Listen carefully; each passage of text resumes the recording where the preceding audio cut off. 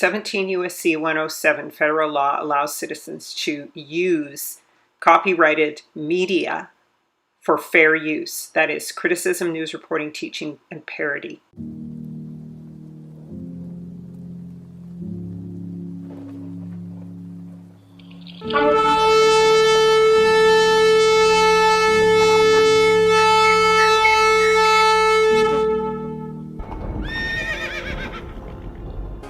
Kuma, Yahweh, Weaputu Oyebeka, Weanusa Misameka, arise of you, O Yahweh.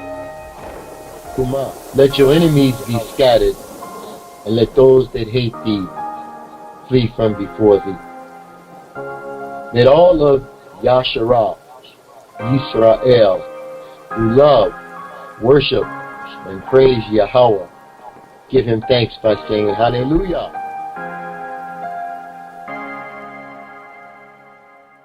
Shalom, everyone, and welcome to Into All Truth. My name is Rachel. We welcome donations, and we thank you, everyone, for donations that you made for calendars and cookbooks. Make a donation of $35 or more at livelightwell.com, and you'll get both the calendar and the Hebraic lifestyle Chaya Eat Life and Fast book.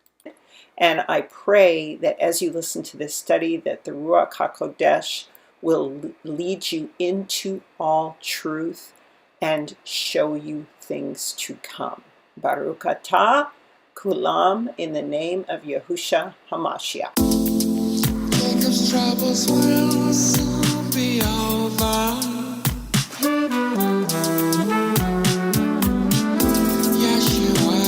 His power and glory, the King will soon return.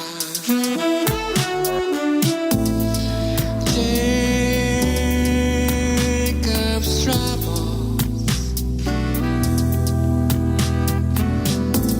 the red dragon scattered Yahuwah's people. Israelites born been plundered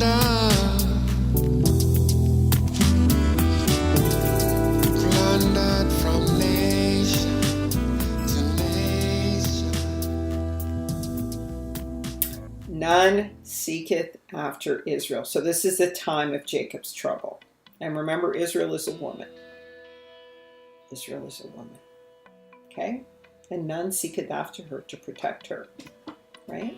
The sisters. Not so true anymore, slowly changing. And there appeared another wonder in heaven, for behold, a great red dragon, having 7 heads and 10 horns, and 7 crowns upon his head, and his tail drew the 3rd part of the stars of heaven, and cast them to the earth. And the dragon was wroth with the woman, and went to make war with the remnant of her seed. We are about to dig in for a second time to Russia as a carpenter who doth seeketh after Israel, but to sharpen her for its own hands. And now with this, we're going to be tying the Crimean War of Russia, the crime of the ages, into all of the wars that Israel was fighting and into the fall of Japheth's power is kind of what I'm seeing as sort of my theory at this point, and the rise of the empire of the fallen angels, the final hour of the beast. And so we're going to see what kind of role Russia played in that, in assisting the woman and warring against her eventually, and how Russia becomes part of the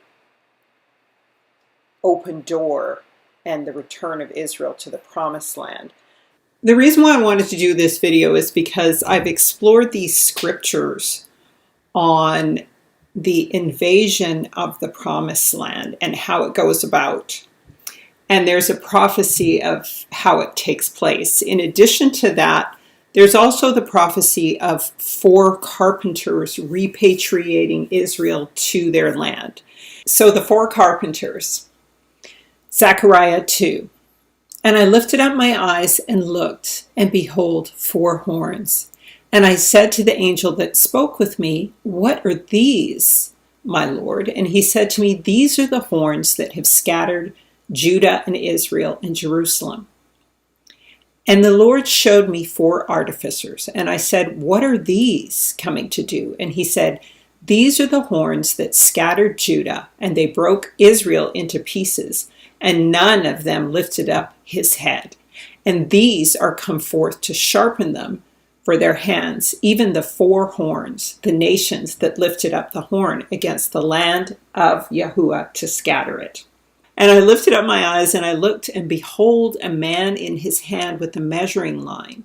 And I said to him, whither goest thou? And he said to me, to measure Jerusalem, to see what is the breadth of it, and what is the length of it. And behold, the angel that spoke with me stood by, and another angel went forth to meet him, and spoke to him, saying, run and speak to that man, saying, Jerusalem shall be fully inhabited by the reason of the abundance of men and cattle in the midst of her.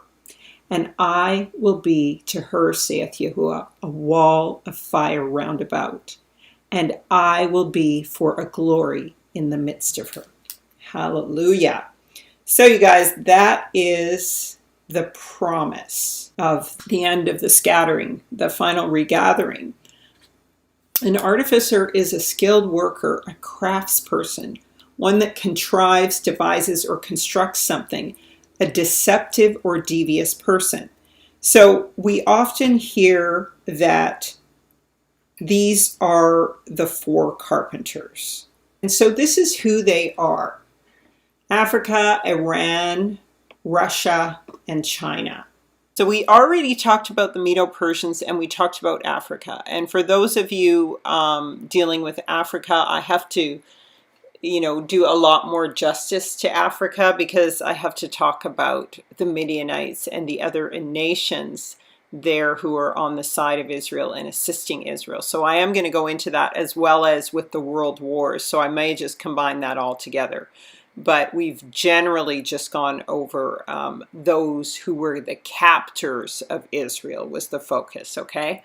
And we've already gone into, of course, the Medo-Persians, which includes Assyria and India, the descendants of Shem, and Shem mixed with Japheth. And so now we're going to go into Russia. Tartaria, Gog and Magog, okay? And so these are the nations that we're going to find both scattered Israel, and these are also the nations that are coming to what does it say? That come forth to sharpen them for their hands. By the same token, Russia is positioning itself to do exactly the same thing, because it has the largest portion of the Ish people, and it's very supportive of the Ish people. So same thing, sharpen them for their hands, usurp the identity, same agenda from Japheth as is coming from Esau, Edom, and Ham. So keep in mind, the devil has players on both sides of the chessboard, both black and white players. And that's what this is all about. It's all about being a player for Yah in this end game. All right, Arthur Koestler's 13th tribe, continuing. There's an ancient tradition among the Germanics, and they would go and get the Sabian women, and they would go and get the Jewish women. And according to this tradition, a German unit, the Varangians, who fought with the Roman legions in Palestine, had chosen from the vast horde of Jewish prisoners the most beautiful women, and had brought them back to their stations on the shores of the Rhine and the Main, and had compelled them to minister to the satisfaction of their desires. The children thus begotten of the Jewish and German parents were brought up by their mothers in the Jewish faith, their fathers not troubling themselves about them. It is these children who are said to have been the founders of the first Jewish communities between Worms and Mayence. Okay, so that's from the 13th tribe. So don't forget, just remember, whoever has the woman has the land. Whoever gets the daughter of Israel gets title to the land. Levi, Simeon, and Judah knew this. Abraham was scared to confront the Egyptians. So was Isaac.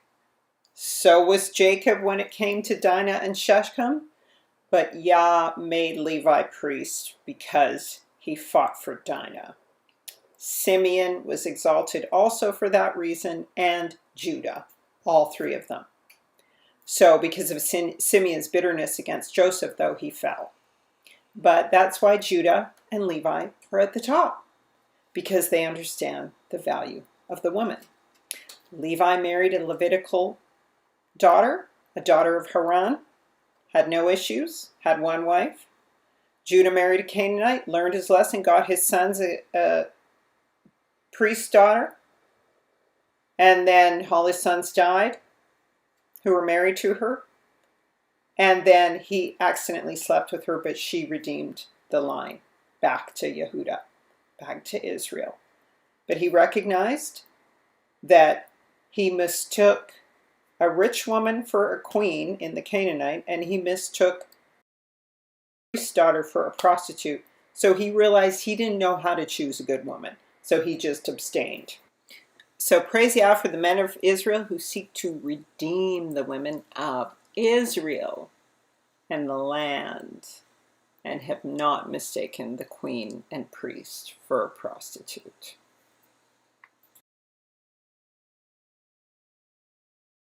So we're going to get more into these white and black bloodlines of the Russians in part 2 of this, which I'll post later on this week. It's just gotten to be really long, and of course I'll go into the Belarus, the white Russians, the Ukrainians, who are the Polish, the Ashkenazis, the Ukrainians. They're all the same people, exact same genetics, everything. So I want to start with a little bit of history on the Khazars, and that is because the Rothschilds are related to them. And so I'm going to try and sum this up quickly. This was in a recent video that went around on YouTube for a lot of people from a Christian person of color, but I don't necessarily agree with everything he said, but it was a good source of some information. So anyway, speaking of the Rothschilds, because they tie into all of this, they're one of the 1% leading families, and they were descended from the Bacharach family, the suffix of that being Iraq. They were from Iraq, the moon city of the Babylonians, okay? And they changed their name to Sassoon, like the Sassanians. You see this brother in the background on the right. He is a Sassanian, and you see he's got that kind of large forehead. So the Rothschilds also changed their name to Aziza and eventually to Rothschilds. But anyway, they control the global drug trade, and they're ranked number 7th by Interpol in terms of that. And their history is that they converted to Judaism, and Leo of the Khazar, the father of the Khazarians, plundered the temple and took the scroll and converted to Judaism. So my question is, if the grandfather of the Rothschilds has the actual scroll from the temple, why don't they cross-check the Dead Sea Scrolls against that and see if it's the same script and see if it says the same thing as the Talmud? Because he's got it, so they can just go and check that way. They don't need to do anything else. They don't need to go anywhere else. Okay, so we're going to go back to the Rothschilds a little later down the line. I just want to go back into a lot of history relating to the time of Rus and who the Russians and Khazars are. More of that bloodline. So we'll come back to this, but I just want to go into a little bit of history that we already covered. However, it's adding to that. And as I said, they're connected to the Sassoon bloodline. And at that point, they traveled to India and began the global drug trade and trafficking. So they got control of the opium trade, and that enabled them to control the world. In 1972, they migrated from Iraq, Baghdad to India and set up the Golden Triangle, okay? The cocaine triangle and opium drug trade. They call themselves crypto-Jews, all right, but privately they're Egyptians, Moroccans, Mongolians, and Turkish, and they're Horites from Mount Seir. And they also link to the Arabs. So crypto means that they outwardly say they're Jews, or Arabs, and then inwardly they're worshiping these other gods, Babylonian gods. They are related to Amalek. I'm just kind of summing this up. I'm not reading it straight through. Take a screenshot if you want to. They then set up the House of Saud in Saudi Arabia. Mohammed bin Solomon set it up, and then they masqueraded as Muslims. All right, but in reality, they were domain Jews. Okay, so that means, and they practiced sorcery. So that's Babylonianism. They set up the House of Saud in order to take over the oil market and supply in Saudi Arabia. And that's what the movie Lawrence of Arabia is all about. So domain Jews means that they were Zionists. That means they believed in the state of Israel, but not the nation. The people are the nation of Israel, okay? But Zionism is not spiritually based on the word. It is a state that is created and designed. So we know the true nation of Israel is those who came on slave ships. So once again, the Rothschilds are ranked 7 with Interpol for the drug trade. Why? Because in the 1850s, Rockefeller colonized India, and Rothschild's Sassoon family got the monopoly rights over the opium trade, which they used to destroy the Qing dynasty, the Canaan dynasty. So Xi Jinping, the leader of China, is a descendant. Remember, if you see in the notes at the beginning, they say they're descended from the dragon people. Now notice how Kang sounds like king, right? The term, a Canaan term for a leader, Khan or king. Canaan is not allowed to be grafted in Scripture, nor is the fallen seeds of the Horites. However, after Yahusha, he does allow the Canaanites to become grafted in. All right, the Ukraine and the Rothschilds own 85% of human trafficking.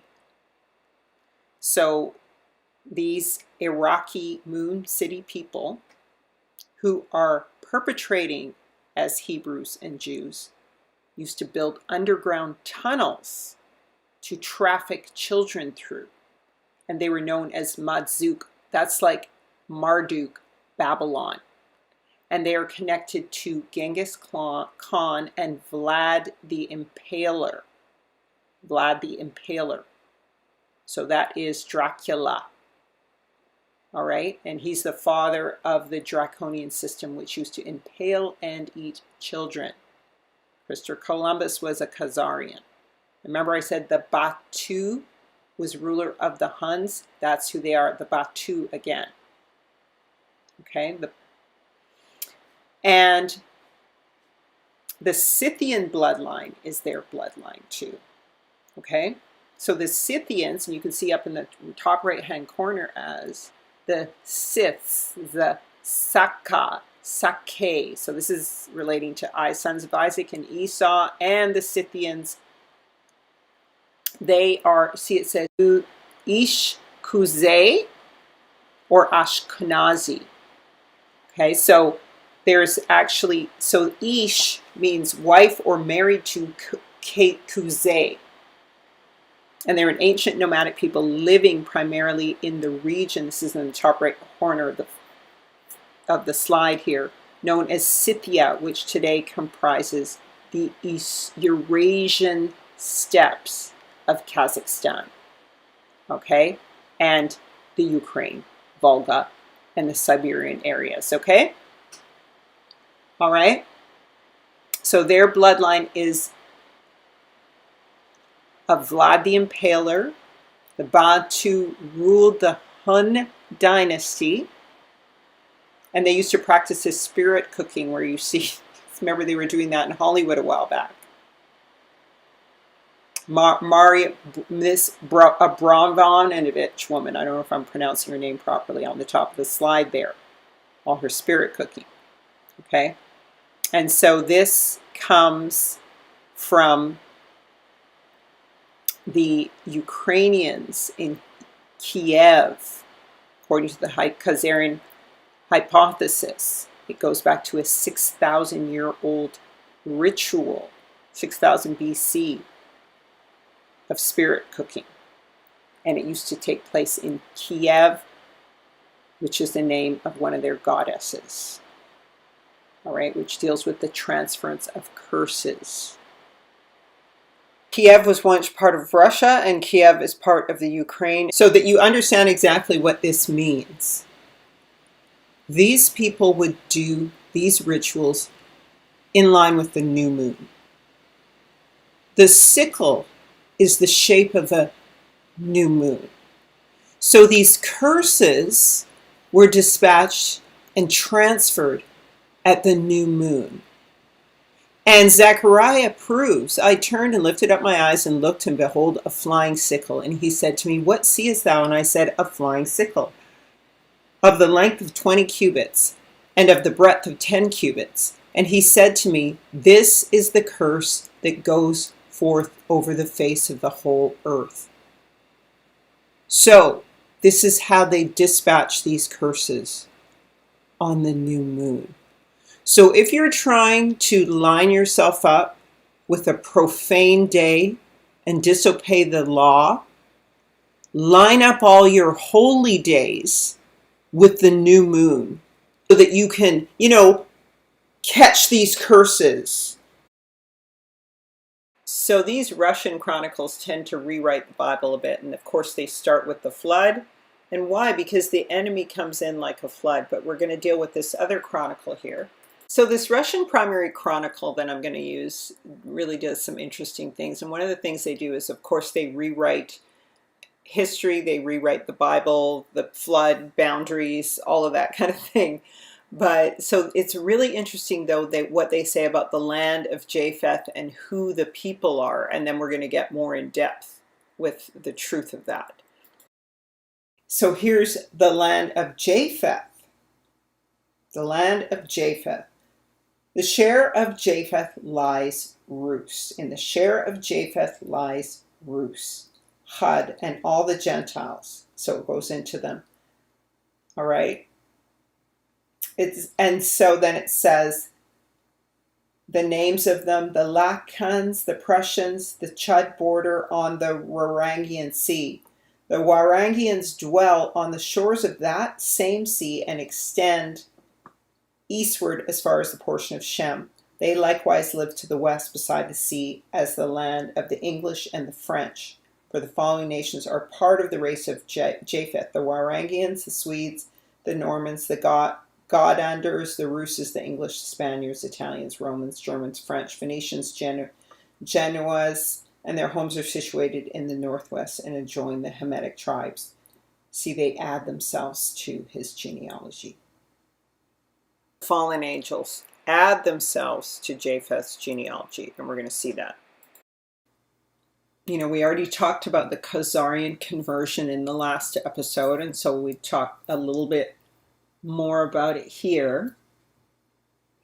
And then a little further down, as we said before, there was this time of the transition from the Ivanov or Japheth Empire, and even some of the Israelites were still in that area, over to the Khazar Empire.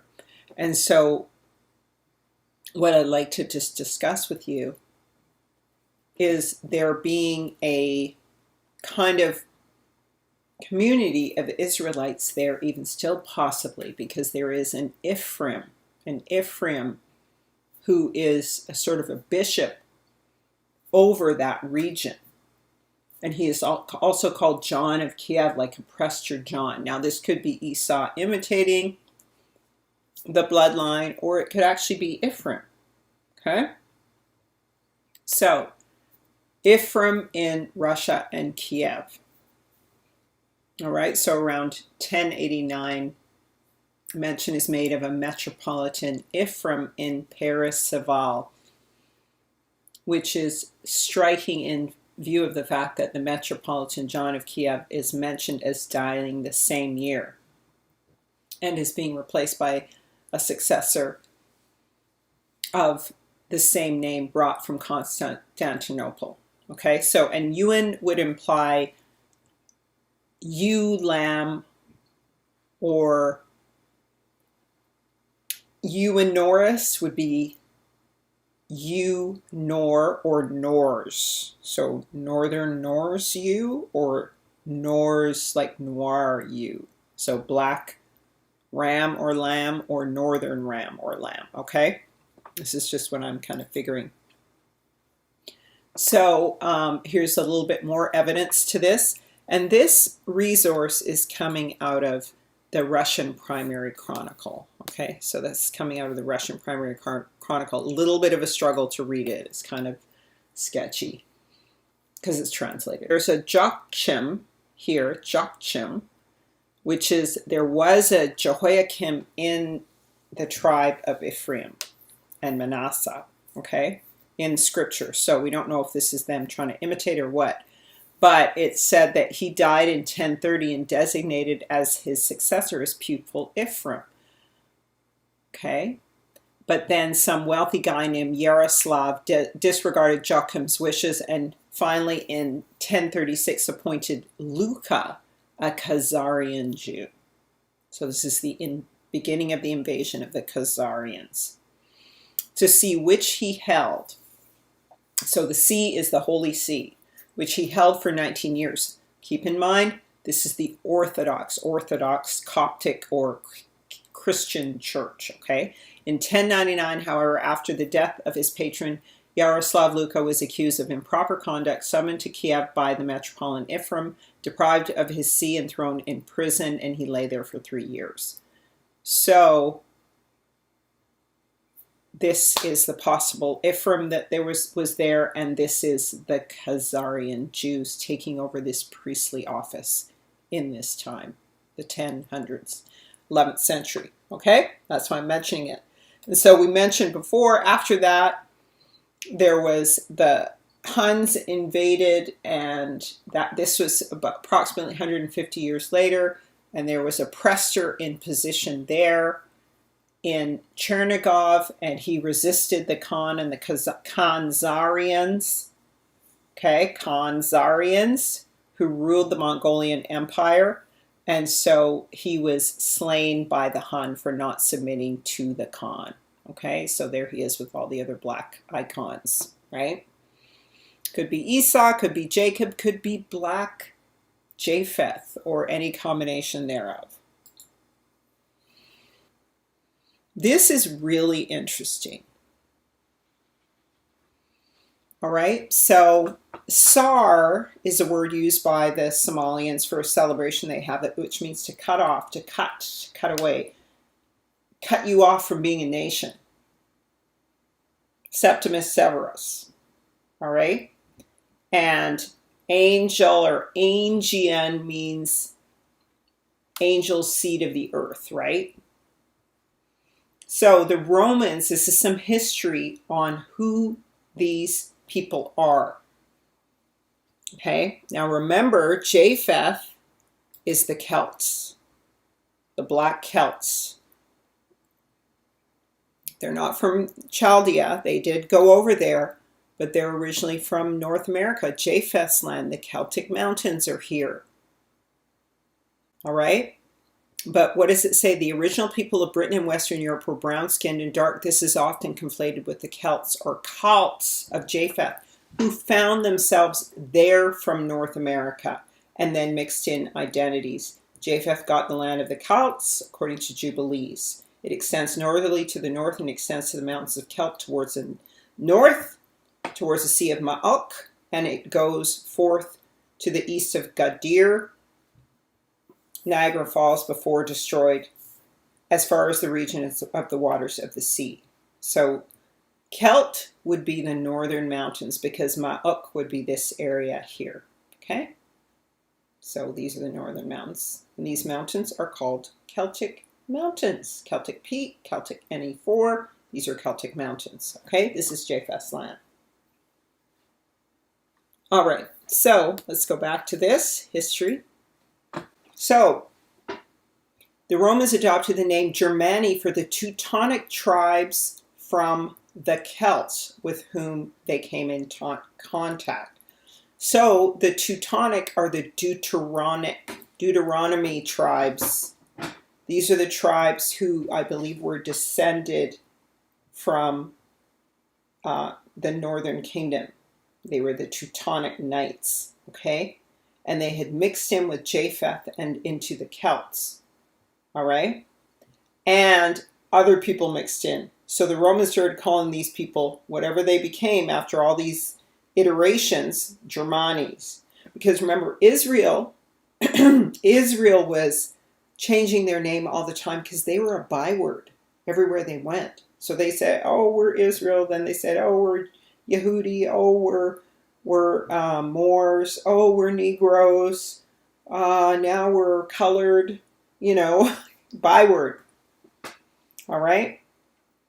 And then anyone who stole their identity would just steal those identities. The interpretation of the original significance of the term Rus is to some extent complicated by its association with the name Varangian. Varangian. Okay, so V is W, right? Varangian. War angels. As already intimated, Varangian is used in earlier sections of the Prose, this is, I guess, some book of history, as a generic term for the Germanic nations on the coast of the Baltic, including the Swedes, Gotlanders, English, and Russes. On the other hand, the Prose in 4 passages specifically refers to the Varangians as from beyond the sea. Dead things come up from out of the sea. They come from beyond the sea. And it may be concluded that those Varangians who migrated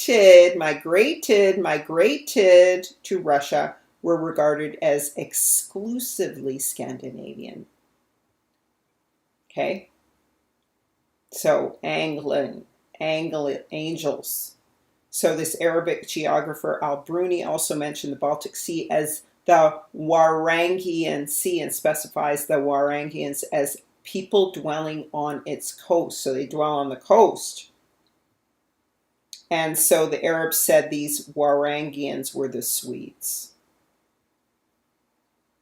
All right. The term Varangian was not known in Russia before the last half of the 10th century when it came into use there as applied to the Scandinavian warriors who took service from the Russian princes or Byzantine emperors and distinguished the latter from the old line of Scandinavian colonists who by 1000 must have been well Russified.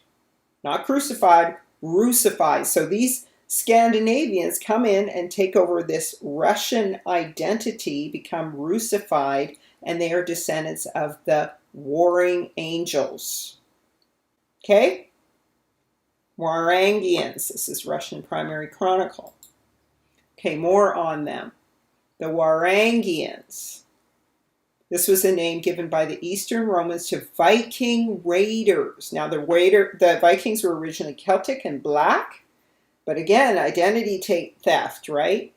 So Japheth is also having his identity stolen here at this particular point. Because remember, they've already taken over in Britain. The Rothschilds took over during those Waterloo, right? So they've taken over the British Bank. And so they're warring with the last stronghold of Japheth, which is Russia. So they took over his Celtic identity. They took over his Viking identity. Now they're taking over his Roman identity. Okay? All right? Who were overwhelmingly ethnic Swedes. Swedish are known to be very blonde hair, blue eyes, very slanted Canaanites, probably. From Denmark and Norway between the 9th and 11th century, Varangians ruled the medieval state of Kievan Rus, settled among many territories of modern Belarus, that's Ukrainians, Russia and the Ukraine, and formed the Byzantine Varangian Guard, which later also included the Anglo-Saxons. So you see, they took over the identity.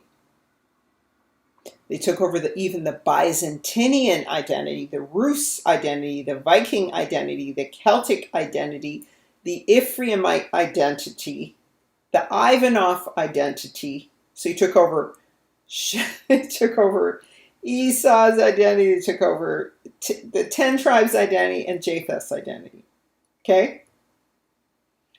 A group of Varangians known as the Rus settled in Novgorod under the rulership of Rurik.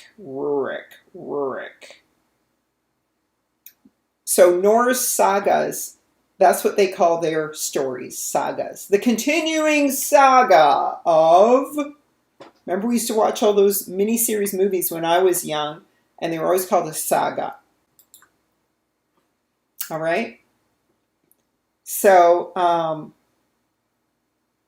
now here's something really interesting, and this is all about the definition of the land of Ham, right? Because what they start doing in these Russian chronicles is they now start redefining all the lands. They call the Western Europe the land of Japheth. They expand also Ham's land into Africa. So that's what they do. Watch. A lot of Ham, they do their own version of creation and everything, right? In these chronicles, because they're rewriting the book. To the lot of Ham fell the southern region comprising Egypt, Ethiopia, towards India. Now, no, they're going to have some accuracies here. Satan mixes truth with a lie. The other two Ethiopia, out of which the red Ethiopian river flows to the eastward, the Thebad, Libya as far as Cyrene, Marmus, Syrtis, and other Libya, Numidia. So there's two Libyas. Right? So there's one in the east and one in the west. So they're showing you some stuff here while they're conflating them. Okay, and they're mixing. And Mauritania over and against the Cadiz among the regions of the Orient.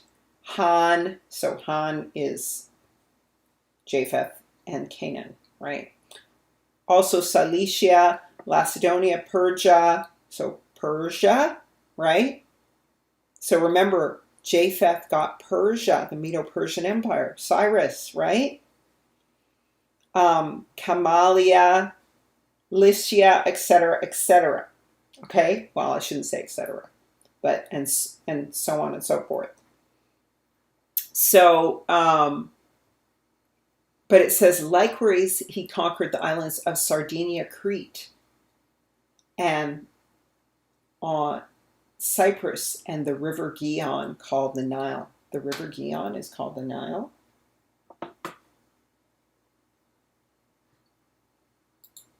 Remember in the lands of Shem, I showed you that this whole water mass going around the back of the head of the man of Africa was the Gihon River. And then it split here, and because this connects here, it split and goes down that way, down south, and it goes across this way, the Gihon, into Africa. That was what was called the Nile. Not necessarily here, but the Ethiopic Sea was the Ethiopian Ocean was the Nile. Because remember, there's 7 streams in between here from when the land masses were connected. So the Gihon River was also known as the Nile. All right, so what I'm going to do is, we're about to go into more of these genealogies, but it's important that I tie the Crimean War into all of this, because the Crimean War is much bigger than it's given credit for being. It's kind of tied into a lot of the wars, like the Civil War, wars going on in Ethiopia, Africa, even South Africa. We see the Romans, the Russians taking a particular side. So it's a pinnacle war in history, but it's very much diminished and called a scrimmage and minimalized to hide this history. So I'm going to give you the Cole's Notes version here, you know, with a bit of propaganda in it, of course. The Crimean War marked a turning point for the Russian Empire. The war weakened the imperial Russian army, drained the treasury, and undermined Russia's influence in Europe. The empire would take decades to recover. Russia's humiliation forced its educated elites to identify its problems and to recognize the need for fundamental reforms. They saw rapid modernization as a sole way to recover the empire's status as a European power. The war thus became a catalyst for reforms of Russia's social institutions, including the abolition of serfdom and overhauls of the justice system, local self-government, education, and military service. But really what this was about was taking down, I think, the Japhethites, the ruling emperors of Japheth. Because remember, Russia is Japheth's strongest, pure Japheth empire. Even the Midianites were mixed with Shem, right? So even the Persians, the Medo-Persians were mixed with Shem. So this is his strongest empire because anything west of Russia is Shem's land too. So this was a very significant war. All right, so now we're going to tie it into all this other stuff. We're going to look a little bit at the genealogy again, continuing from what we were just talking about. But we see the transition from Negro to Blanco, right?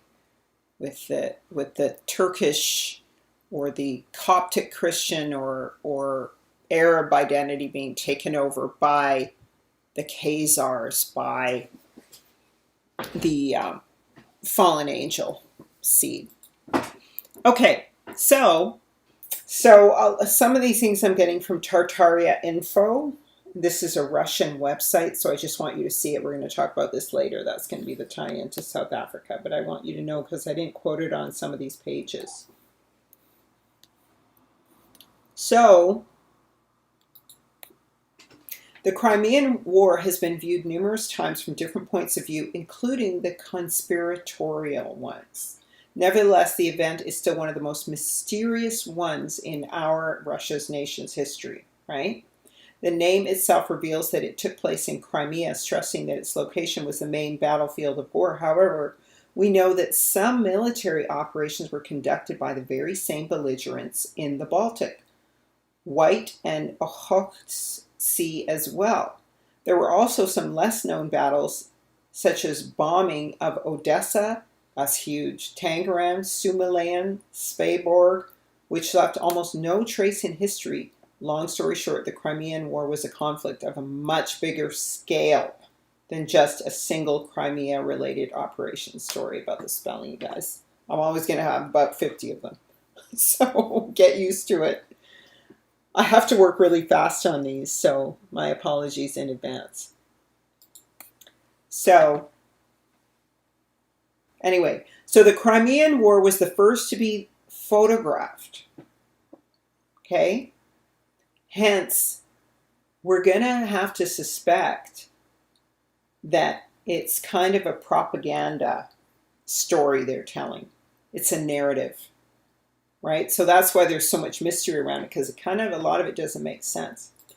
And I want you to remember this white swan. Remember in the last video we talked about the white swan boats? The white swan boats. All right, that the Russians, that people used to go all the way to North America. So this is one of Russia's white swan boats. And look at, they got some Negro soldiers, a lot of mixed kind of people up in there. All right, so we'll continue. The Russian-American relations were not always so bitter and tense as now. During the American Civil War, Russia supported the Union primarily because its main geopolitical enemy at that time was Great Britain, which was sympathetic to the Confederacy.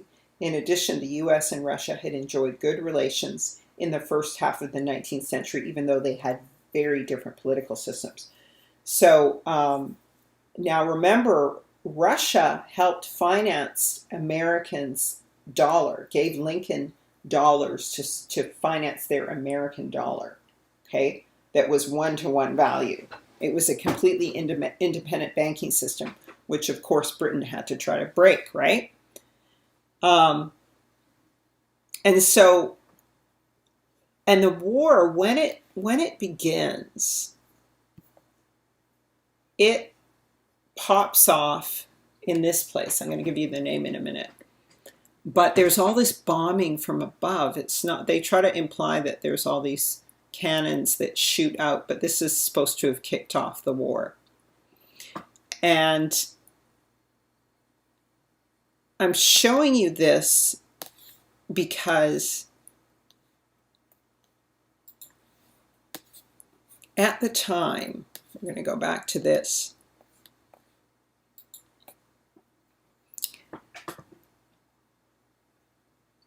A lot of wars were fought around this time with military balloons. They were used by the French, however, during their war in Africa. So that's when they were in Algeria trying to secure Africa. The scramble for Africa had begun. The Austrians also used them in 1849, and it is said the Russians had them at the siege of Sebastopol. That was the image I showed you with the ships in the Crimean War. That was supposed to have kicked off the war, that they just went and bombed all these ships.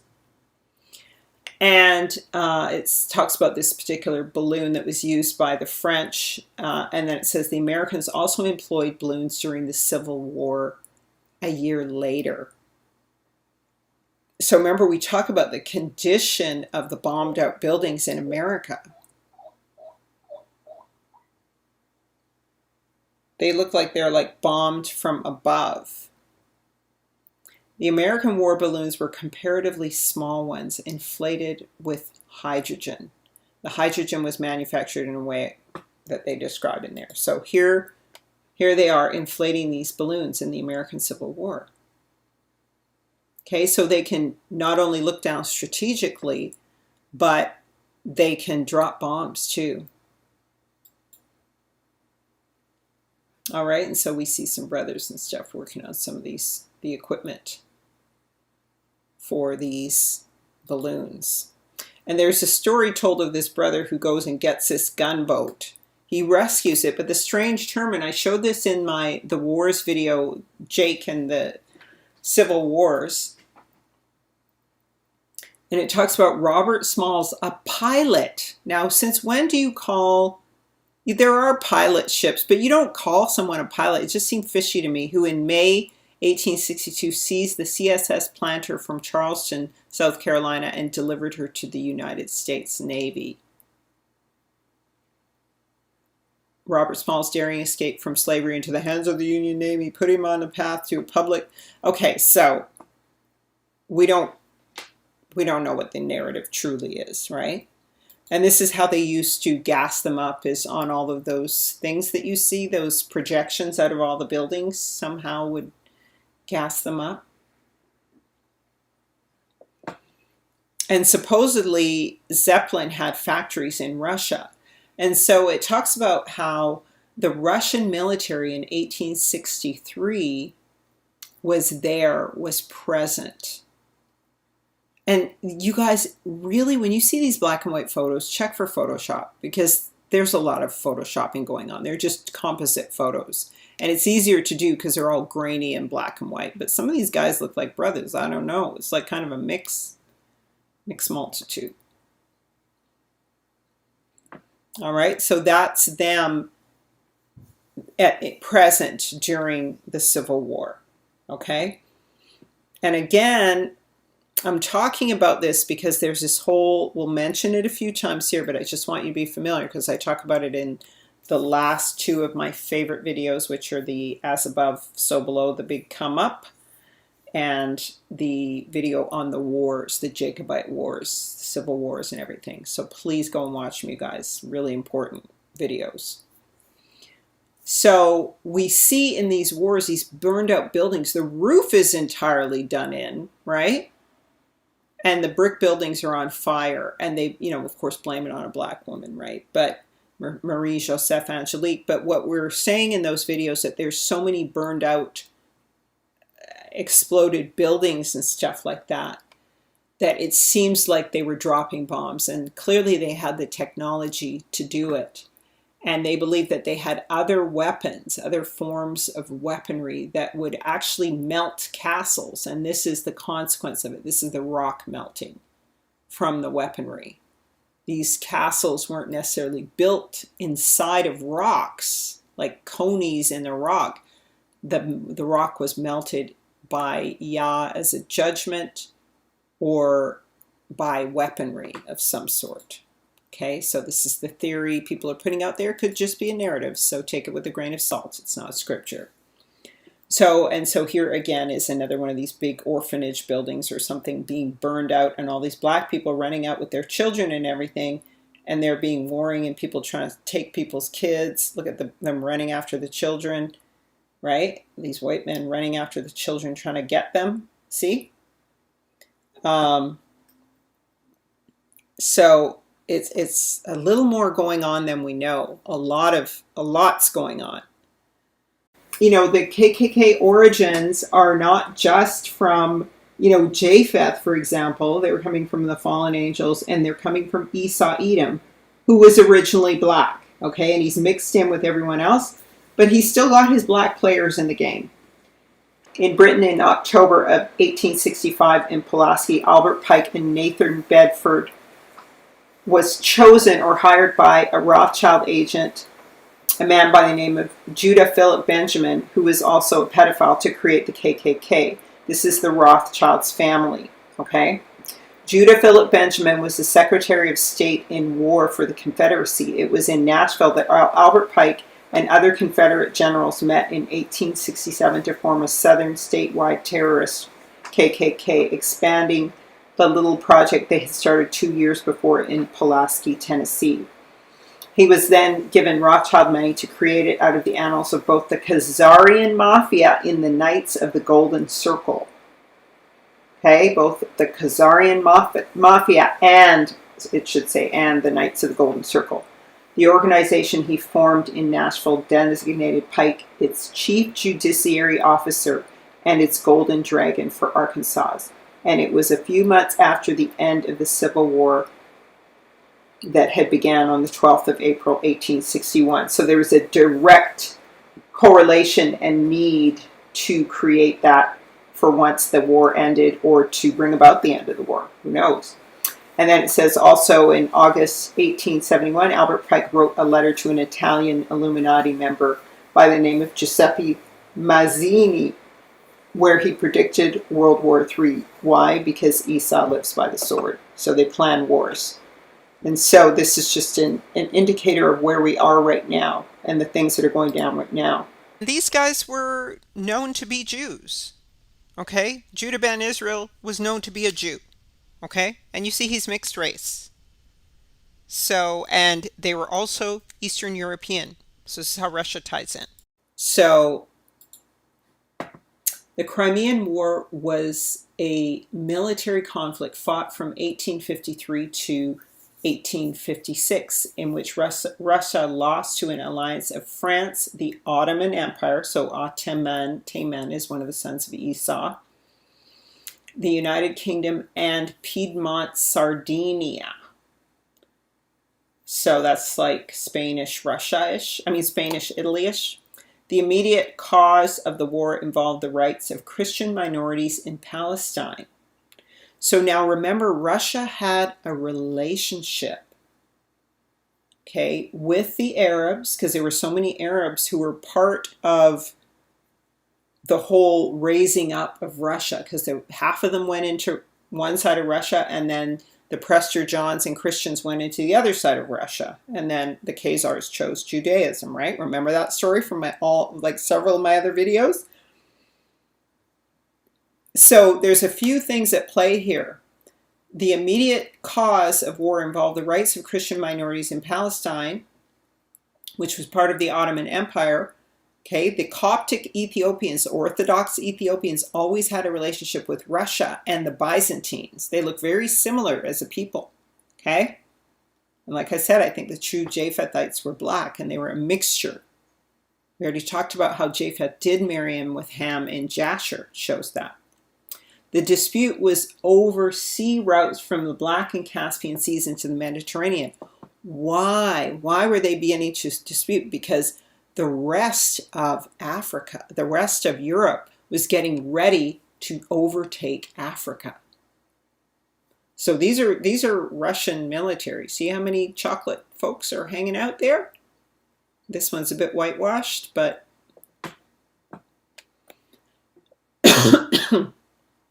excuse me. So here was Russia. Here's the Black Sea.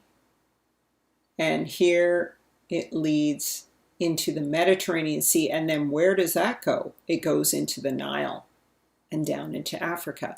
So the rest of the Europeans are working on their scramble for Africa.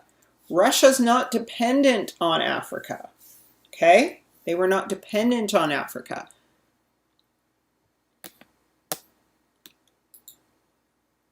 All right, it says the Crimean War, as well as other military clashes near the border of the Russian Empire that happened during the mid-19th century, had quite a tangible underpinning. Their target was currently forgotten, forbidden energy technologies, which continued to exist after some little-known global disaster. The Russian Empire was one of the most affected territories after that disaster. So when they talk about mud floods, the judgments of Yah, or these technologies they were using these balloons and everything. Various nations used this situation for their benefits and sent military formations to Russian territory. I will figuratively call them allied sources. So this is again from that Tartaria site I showed you guys, okay? That Russian site. Or the first international union. So they were a union of people confederate against Israel. Even Russia. Russia managed to defend itself from the first union's attack. It was the time when the Crimean War happened. The rest of this war apparently sits well with all sides. So you see them. It's a real mixture kind of people, right? Some of them are looking Arabic and black and Japhetic and so on and so forth. So one of the wars that we already talked about that came up was this war that the Abyssinians had. Because one of the things they say about the Crimean War is that this war happened simultaneously at the same time.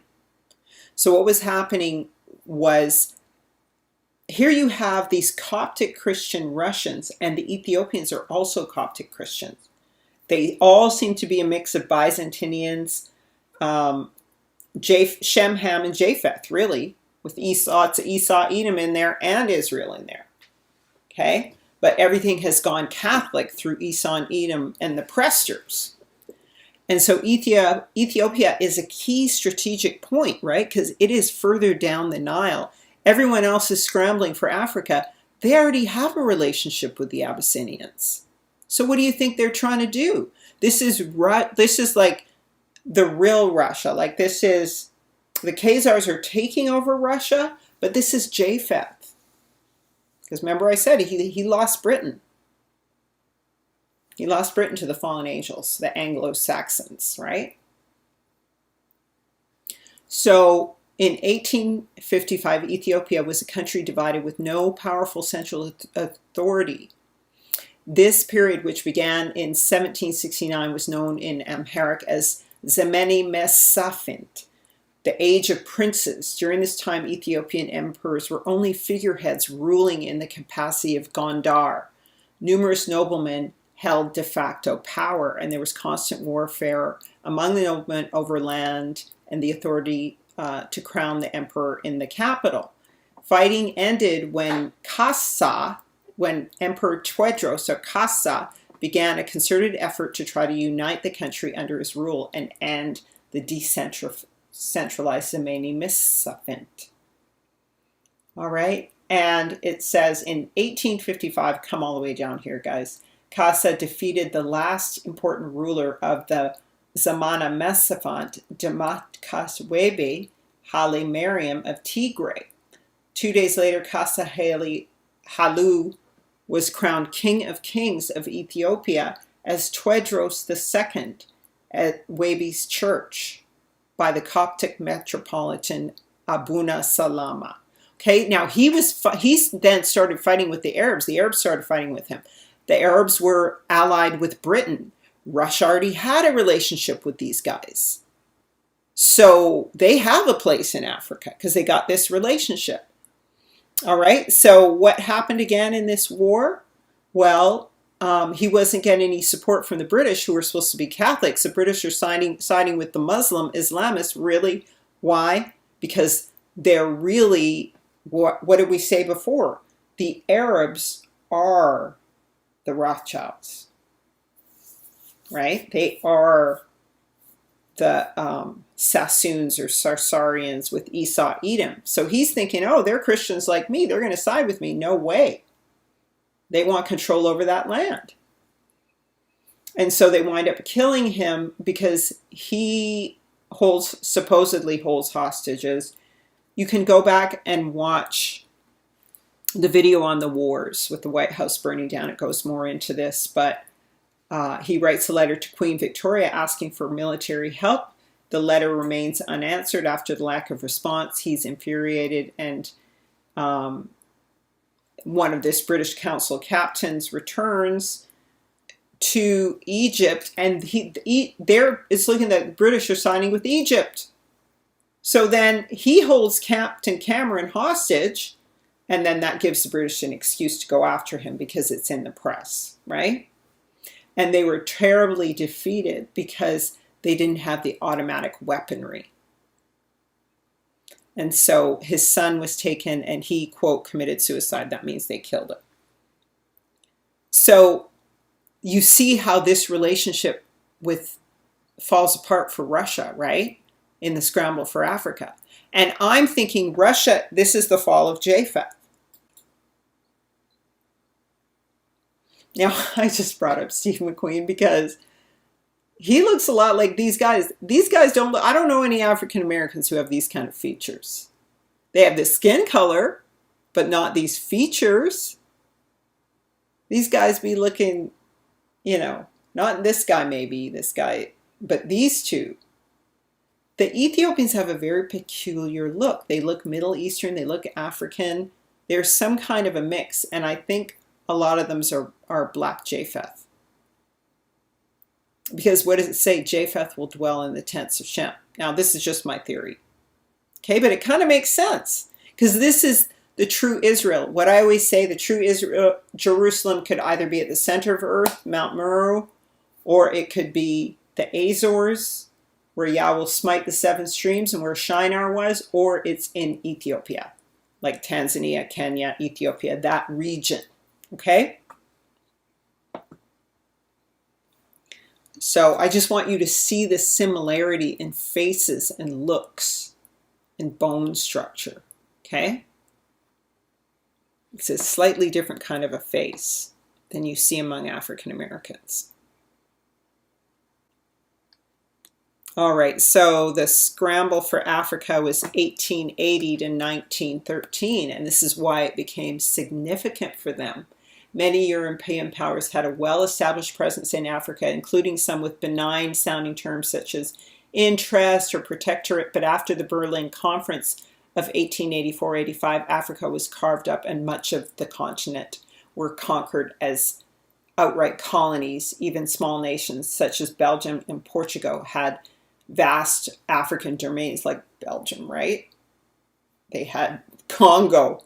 But one notable European empire that had almost no presence in Africa was Russia, which was largely focused on expansion across Asia and to the Far East. Really? They had already been running Khazaria. They were being beaten back and beaten down into communism by the next two wars. But so what we also see in the late 19th century, 1800s, right, is that, however, there is this Italo-Ethiopian war where this guy named Maximov serves as a volunteer with the Ethiopians against the Italians, arrives in Ethiopia as a Red Cross volunteer, and then he, not wanting to see a fellow Orthodox nation being conquered, led Maximov to join one of the feudal hosts raised by the Ethiopian nobility in response to the call from the Emperor Menelik. So this is Menelik here, okay, to resist the Italians. So what we start finding here now is that Russia starts doing these kind of secret wars, okay, where they provide resources. You may just think it's some random dude, Maximov, who's he? It's like, it is seem random, but then you find out he's in many places and he's a war correspondent. So he's doing communications warfare and military warfare. So he's acting as some kind of an emissary and support covertly. And you're going to see the Russians doing this a lot, like through second parties and stuff. Because they're not dependent on Africa as everyone else. They focus on their expansion into the East and, you know, all that kind of stuff. They already had it. Well, yeah, talk about. Anyway, so we come back to this. The corresponding events in South Africa happened later than the Crimean War for sure. So after that war with the Italians, Ethiopians and Italians, right, timeline-wise, we then have events in South Africa that happened later than the Crimean War. Again, this is from Tartaria Info. What could unite South Africa and the Russian Empire?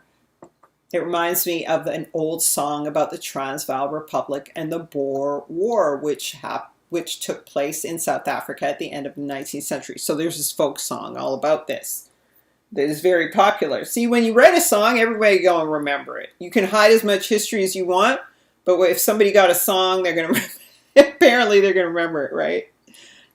So if you look at the whole 19th century and even the first decade of the 20th century, you'll see that it's full of odd military conflicts and weird natural disasters that were happening all over the world, probably except the Antarctic. So this is what we were talking about. Yah's judgment. See, these people don't really know Yah, so they, you know, are Elohim, so they think it's the aliens or the angels. They think that the angels are more powerful than Yah, right? Anyway, at this point, let's dive deeper into the Crimean War, particularly to extent historical evidences. Luckily for us, some digital archives haven't been censored yet, so we have a chance to see. So I showed you guys some of those images of the Crimean War and some of the soldiers and stuff and the towers they struck down. And you can go back and look for some of this stuff. And there's all kinds of weird documentation of the wars and destruction of buildings and stuff that doesn't make sense. And then buildings being left alone and vacant, they say, or cities. But I'm not sure about that because the photos look kind of doctored to me. But anyway, we're going to go to the South African War. So remember what we told you about the Rothschilds, right? The East India Company that they owned. So now what does Russia do in this time of the Boer War in 1899? Remember I said kind of a policy of secret war and support. Not like a deep state, but a shallow state support, okay? They don't really have that many resources to go deep, but they have some resources. It is known that at the beginning of the 20th century, Russian people lived in South Africa in small numbers, okay? It's in Wikipedia. Some of this is from Reddit as well, because you can't find a lot of info unless you go to universities, which I found some. The Second Boer War, or the Second Freedom War, okay, also known as the Anglo-Boer War, okay, was a conflict between the British Empire and two Boer republics, the South African Republic and the Orange Free State, over the empire's influence in southern Africa from 1899 to 1902. So it was all about who gets to rule the Negroes and their land.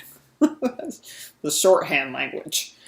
And it says that Smuts and Botha attacked and took control of the German Southwest Africa, now Namibia, and next year they took German East Africa. This is significant because during the Boer War, German Kaiser had expressed support for the Boers against the English. And there was sentiment that the Boers were part of the same continental Germanic ethnic heritage as the Germans. Okay, the Boers were part of the same continental Germanic ethnic heritage as the Germans, who were the bitter enemy of the British at the time. So this preamble to World War so-called One. But this was all really World War I, all the Crimean War and the Civil War and all that kind of stuff. But here we see the former Boer fighters like Smuts and Botha fighting against Germans as part of a South African Union. So Russia fought for the Boers again against the Afrikaan. Hun and Cain. Hun plus Canaan, Japheth plus Cain equals Khan. Khan. Okay? The Huns. Attila the Hun. Tubal Khan. Tubal Cain. All right? That's Japheth mixing in with the Canaanites. All right. So, again, this guy, Yevgeny Maximov, shows up in Russia. He's a military correspondent. He's a military guy, journalist, blah, blah, blah, blah. And he's like, the CIA does this. They got a war correspondent. They got a CIA guy, and they got to getting all the information and staging things and doing all kinds of stuff. And, well, he's doing the same thing. Okay? There he is, playing his role, spies. As a result, the Boer cause attracted thousands of volunteers from neutral countries. In other words, can we get in on carving up Africa? If we go against Britain, maybe we could get some of the tenderloin, something. Anyway, so as a result, the Boer cause attracted thousands of volunteers from neutral countries all over the world, including the German Empire, United States, Russia, and even some parts of the British Empire, such as Australia and Ireland. Okay, so these guys are all like, in Russia, the Boers were respected, and therefore the poet Galina wrote a poem, Boer and His Sons. Sounds kind of boring, the name. About the Transvaal in 1899. Transylvania. Who are these people? Can you say vampires, Transylvania? Can you say Vlad the Impaler, Transylvania? Then it was transformed into a Russian folk song called Transvaal, Transvaal, my country, you are all burning in flames. Very prophetic. That's what's going to happen. So, but Transvaal's official name was Zuid-Afrikaans Republic. Republic. Hence, Tsar. Cut them off from being a people. Cut them off from being a people. The nations have taken counsel against you. They have said, we will cut them off from being a people. Tsar. Zarangian.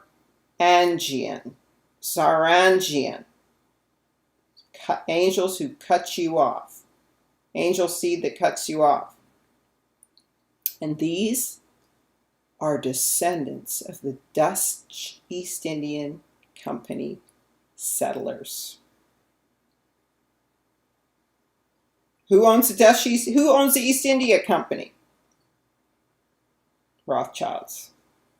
So these are their family members. And remember, if you watch my Q video, you'll see these are the same people who have the cane seed, the Q seed, right? And so what do we find? Who's this pretty lady? This is a Canadian model. You know I live in Canada. She got herself a butterfly on her throat. What does that mean? All right, so there's this Pavel Petrovich family, and apparently this is supposed to be Elon Musk's family, and his father is a white South African of Russian descent from Transvaal.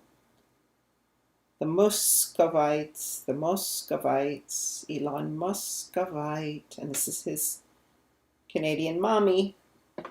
Okay? Just thought I'd put her in there because she's Canadian. And these are the 70 shepherds. The 10% of the angels who rule the 70 nations, 7 of which are this fallen angel nations, the 7-nation army. I'm gonna run a 7-nation army. I don't know the lyrics, but you know what I'm talking about. 7-nation army, Septimus Severus. Let's cut them off from being a nation. 70 shepherds. Talked about it in the last video. That rule over the Gentiles. Okay? Next, we're going to go into more recent history, including the Battle of Cuerna Valley. But remember, another thing I want to say is that with this Great Reset, what is happening is that, so this is a book written by Charles Schwab, The Great Narrative, and it's all about narratives, stories waged in your mind. So there is the true narrative, which is Yah's narrative, and then there's all the other narratives, which are the ones of the enemy. And so the only way that you can line yourself up to succeed is by lining yourself up with the word. And what the enemy is going to do, and has been doing, is using these alternative narratives to churn and change the people's minds to move towards the New World Order. But one of the things that they really state is that in this, and I got this from Truth Unedited, that in this New World Order, it will not be a new normal. So the term normal derives from the term Nordic, M for waters or movements of the Aleph. So we were in a European society where the Norse were considered the Alephs, the leaders. Now, because the times of the Gentiles are over, that is no longer happening. So that's what he's saying. A new world, not a new normal, is now emerging, the contours of which will largely be defined by narratives that evolve to inform and construct the way forwards. So there's going to be new narratives to move out of the West being the controlling powers, and of course Africa will lead the world, as I've said. And they're trying to sharpen Israel for their purposes, the same nations that scattered it. And so this is what this agenda is about, that he's written about in the Great Narrative. This is the narrative of the Antichrist. Now remember also that all of the men who started communism in Russia were Jews. And Lenin in particular was a Ukrainian Jew. All right, so keep that in mind, that it's the Hegelian dialectic, two sides playing each other off. Also, other things to remember with the whole communist revolution, that Russia was very careful to provide aid to the blacks in Cuba, also in the Angola crisis. The Angolans were fighting against the South Africans, and Russia also provided military weaponry so they could fight against the South Africans and prohibit them from encroaching into Angola and expanding their right-wing empire.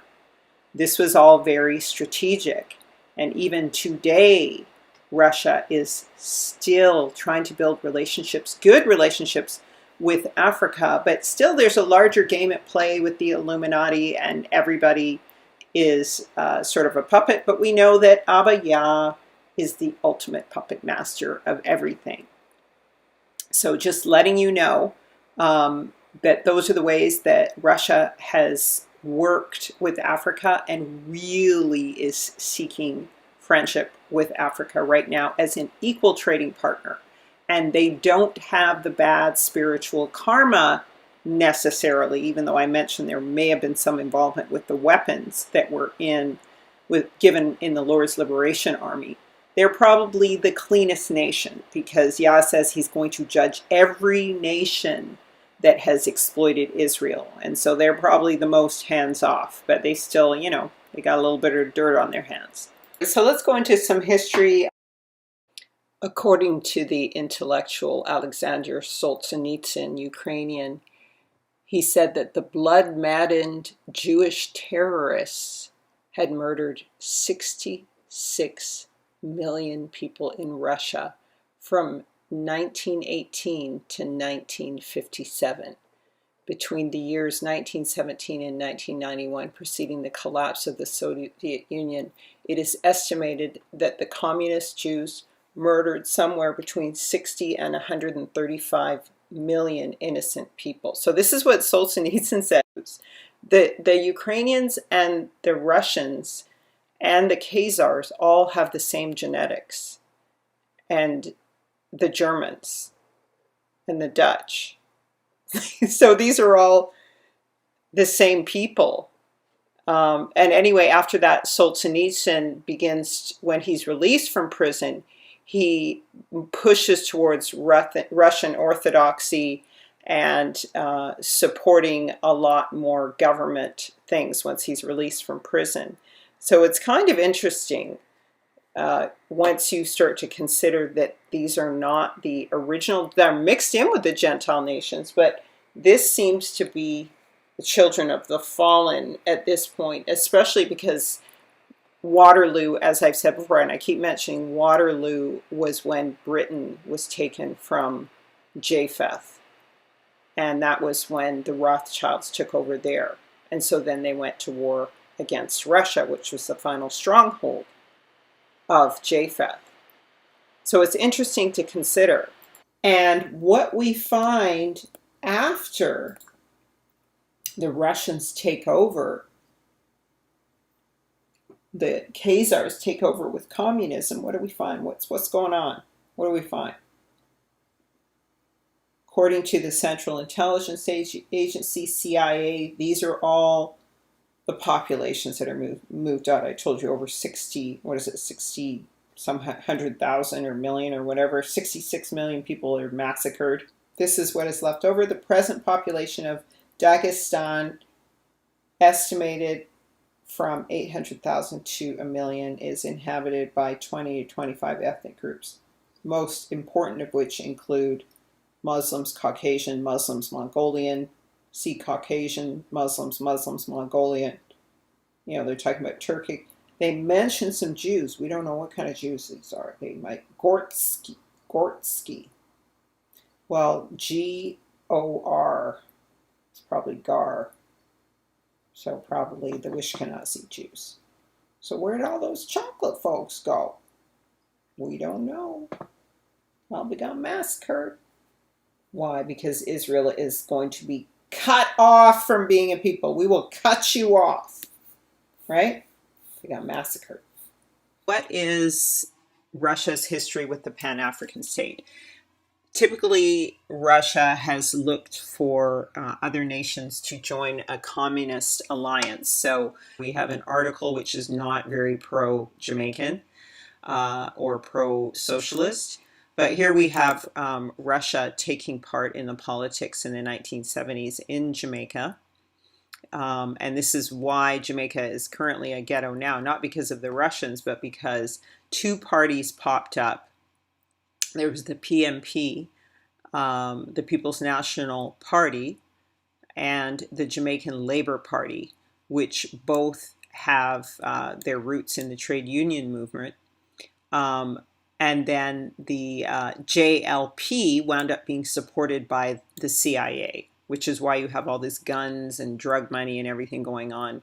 What typically America does is it pours drugs and corruption into the nation and arms the gangsters against the revolutionary people, and that's what creates destabilization. So that's what they did in the 1970s, the CIA in America, in opposition to what Russia was trying to do, because what it says here is that the JLP notoriously using CIA money given in response to Cuban overtures to the PNP. By the time of the bloody 1980 election, a situation arose whereby voting for a particular party, depending on where you lived, was mandatory through fear. There's another good article from the University of Illinois on the International Reggae, Democratic Socialism, and the Secularization of Rastafarian Movement, which is kind of interesting because it really did start as a Hebrew movement.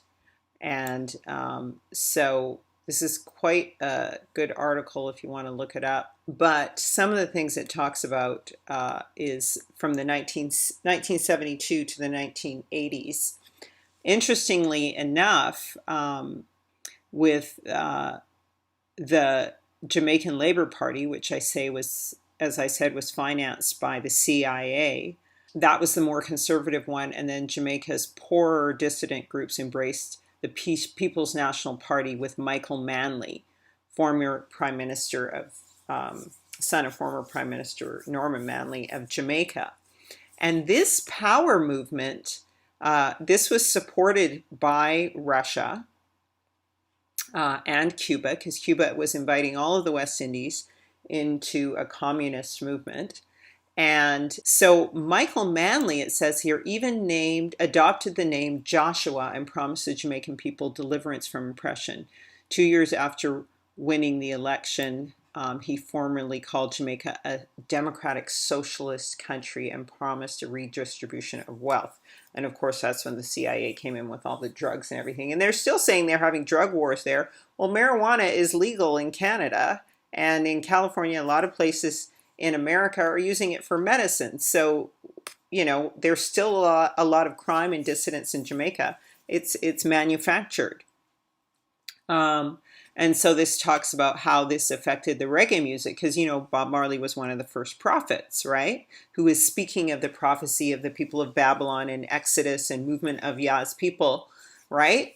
In the 1970s. And so Manley was trying to bring peace and prosperity to Jamaica. And then the U.S. record companies marketed this as rebel music. And even Bob Marley had a song saying, rebel music. So again, this is a movement that was generated by men, by people.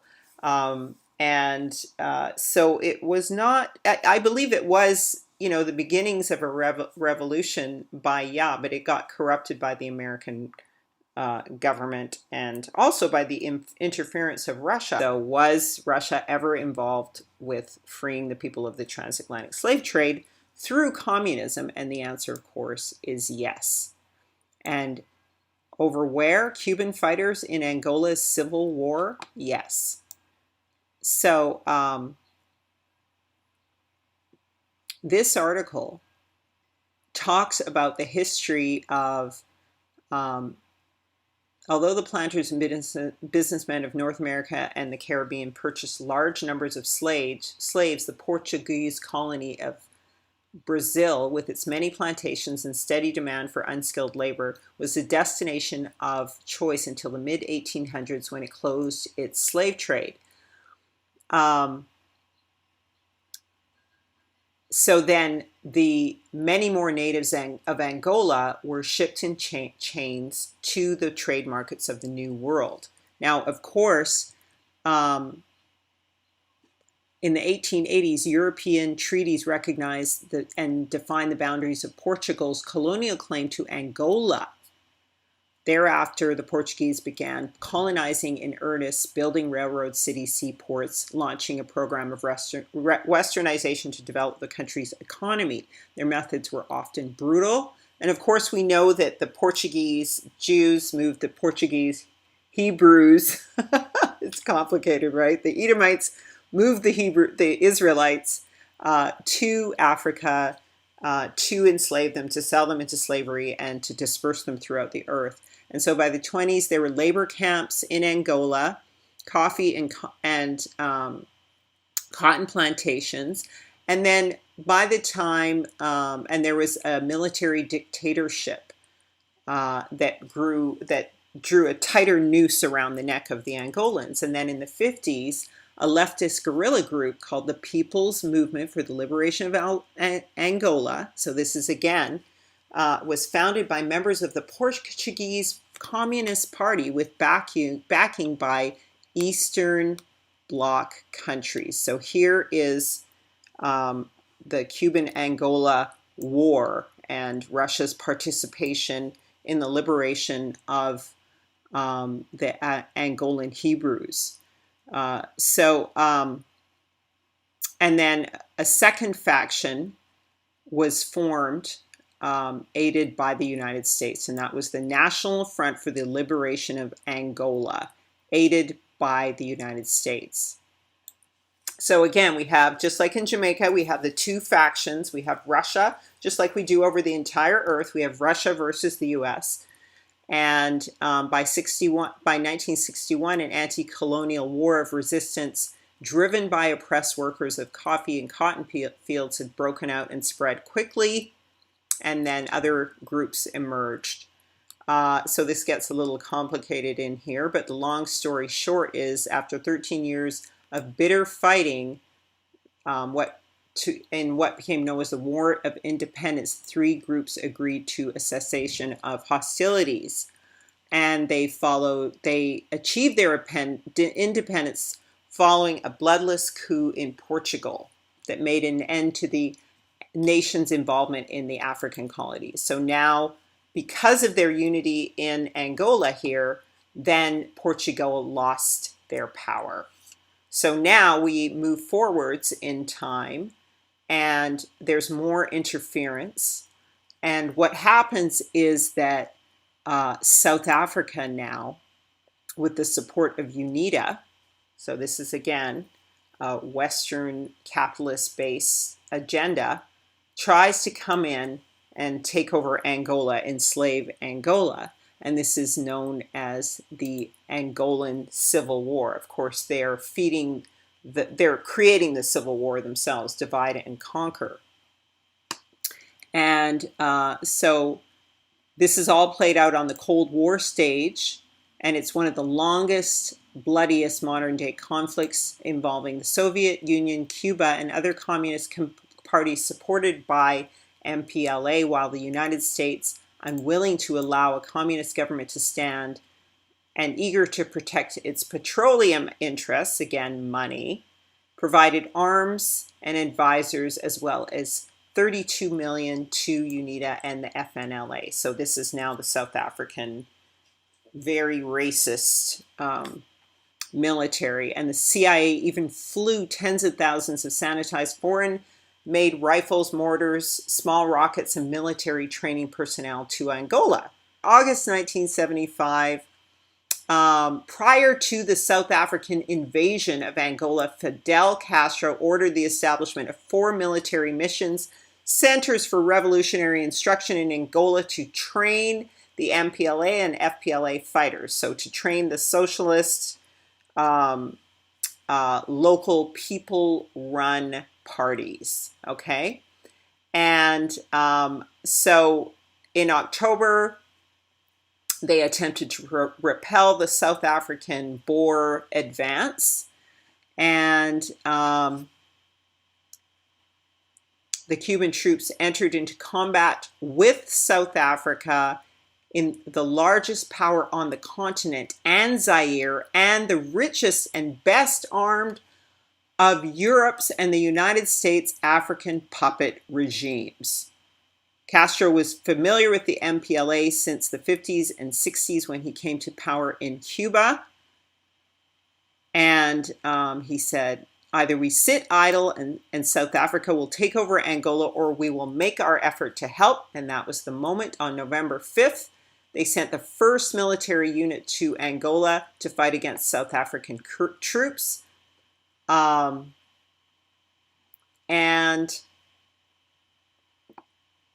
they dispatched over the next year 36,000 troops to Angola.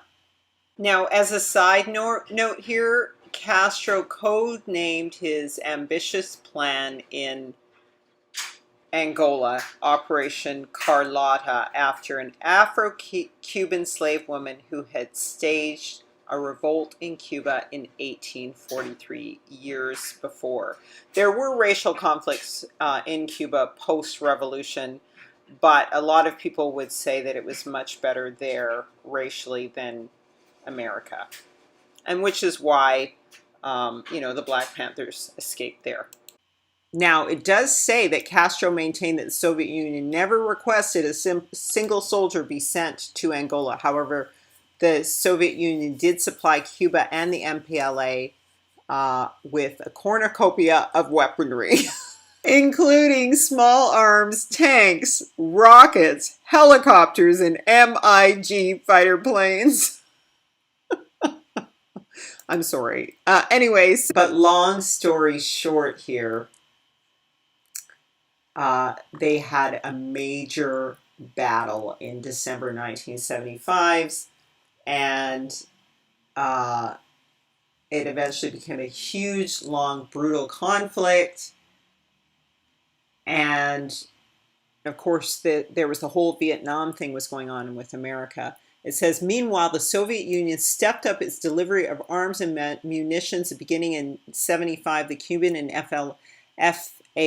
FAPLA troops, buoyed by massive Soviet military aid, expelled the FNLA, that's the Zairean South African forces, from Angola, and drove the South African army and its United allies from Laduna back to the border of West Africa.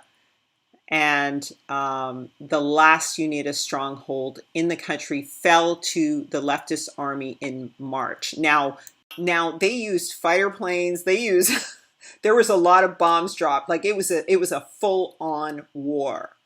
And quiet reigned briefly as Fidel Castro met with MPLA leader Agostinho Neto to discuss Cuba's withdrawal of its 36,000 troops.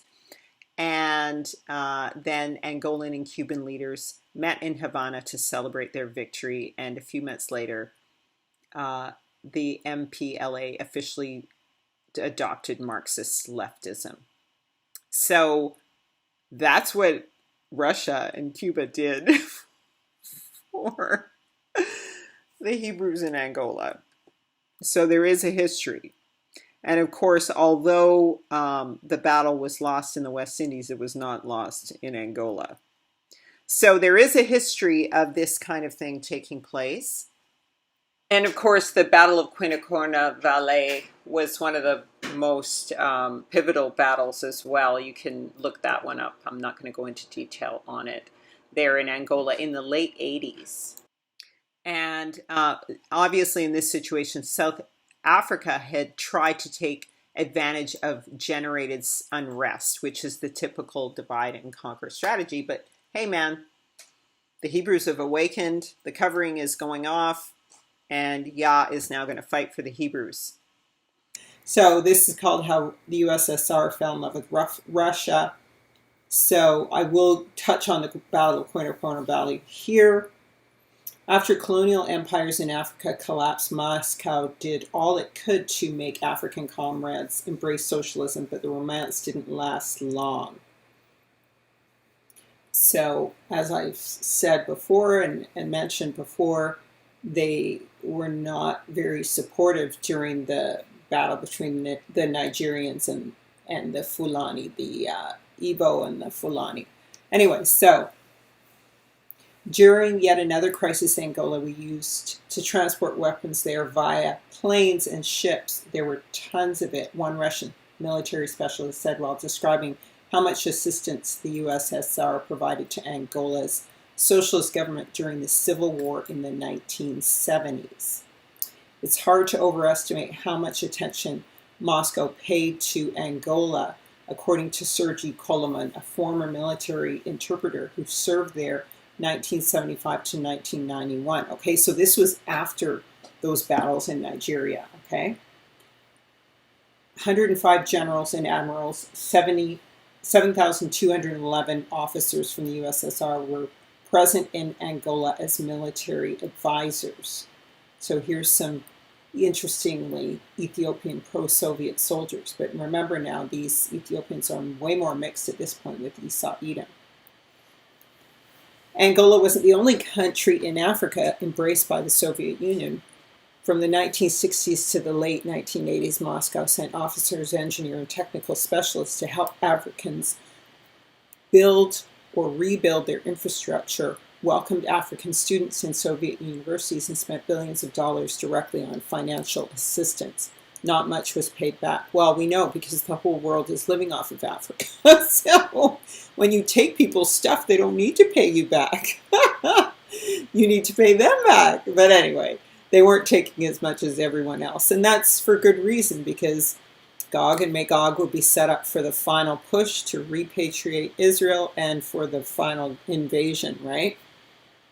After Israel dwells in a city without walls, right?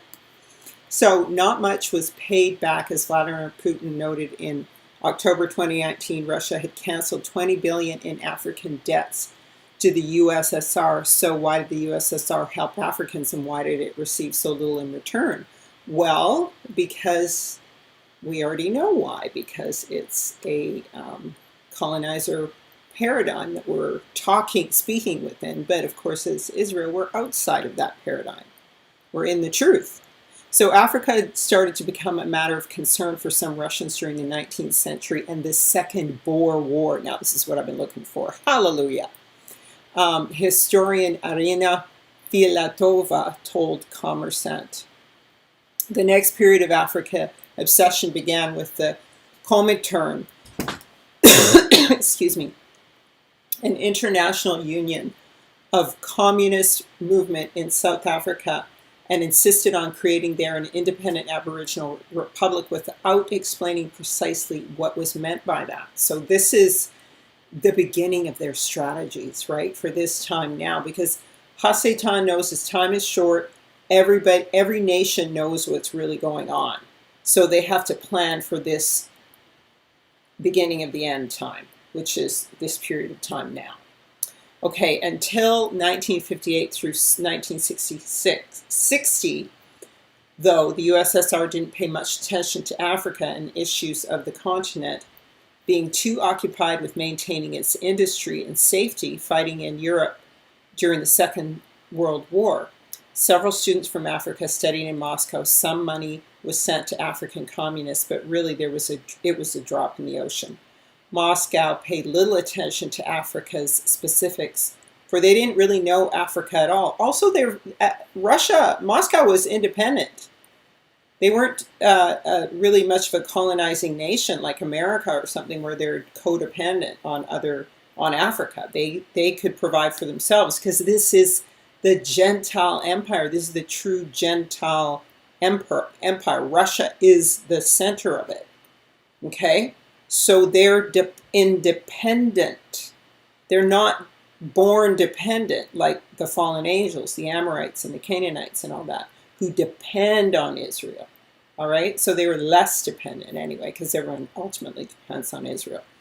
Everything changed in the 1940s and 50s when European powers, mainly the UK and France, began to lose control of their former colonies. Now, they weren't really doing it. They pretended to.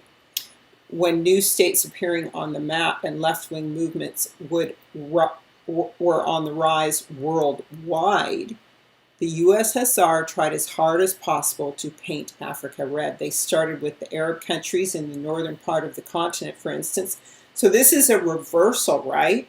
Because the Tsar was supporting Catholicism and Christianity, and that would have lined up, remember, with Ethiopia, right? And their agenda during the Crimean War should have lined up with Britain, but it didn't, because the Ottomans were lining up with Britain and France.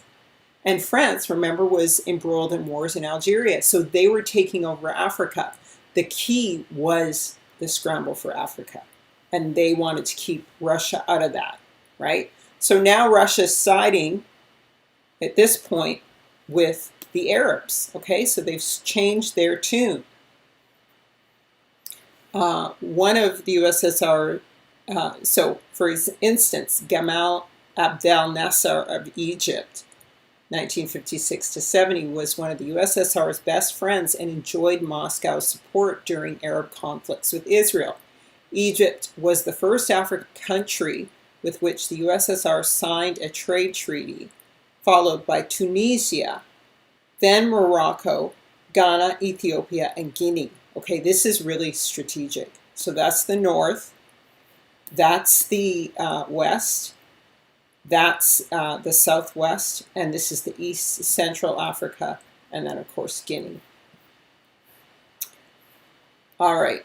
Later, the USSR showed its enthusiasm for working in sub-Saharan Africa as well. Nikita Khrushchev, Soviet leader in 1953 to 64, used a speech to call for colonial African independence and welcomed the decolonization process. The USSR established especially close ties with the so-called countries of the Socialist Development Model: Guinea, Ghana, Congo Republic, Mali, Ethiopia, Angola, Mozambique, and Benin. Okay?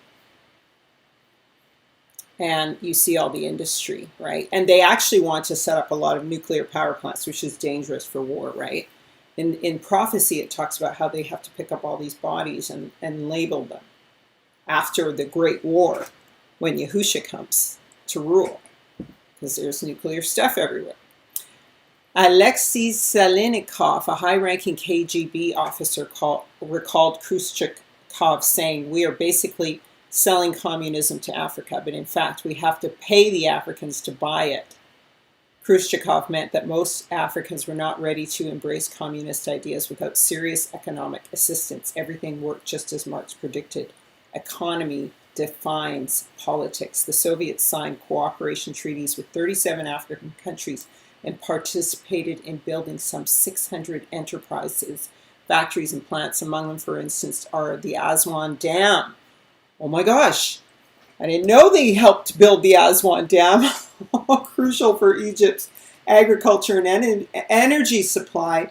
The Kamada hydroelectric dam, which provides most of Angola's electricity plants in Congo and Nigeria, and other major infrastructure projects across the continent.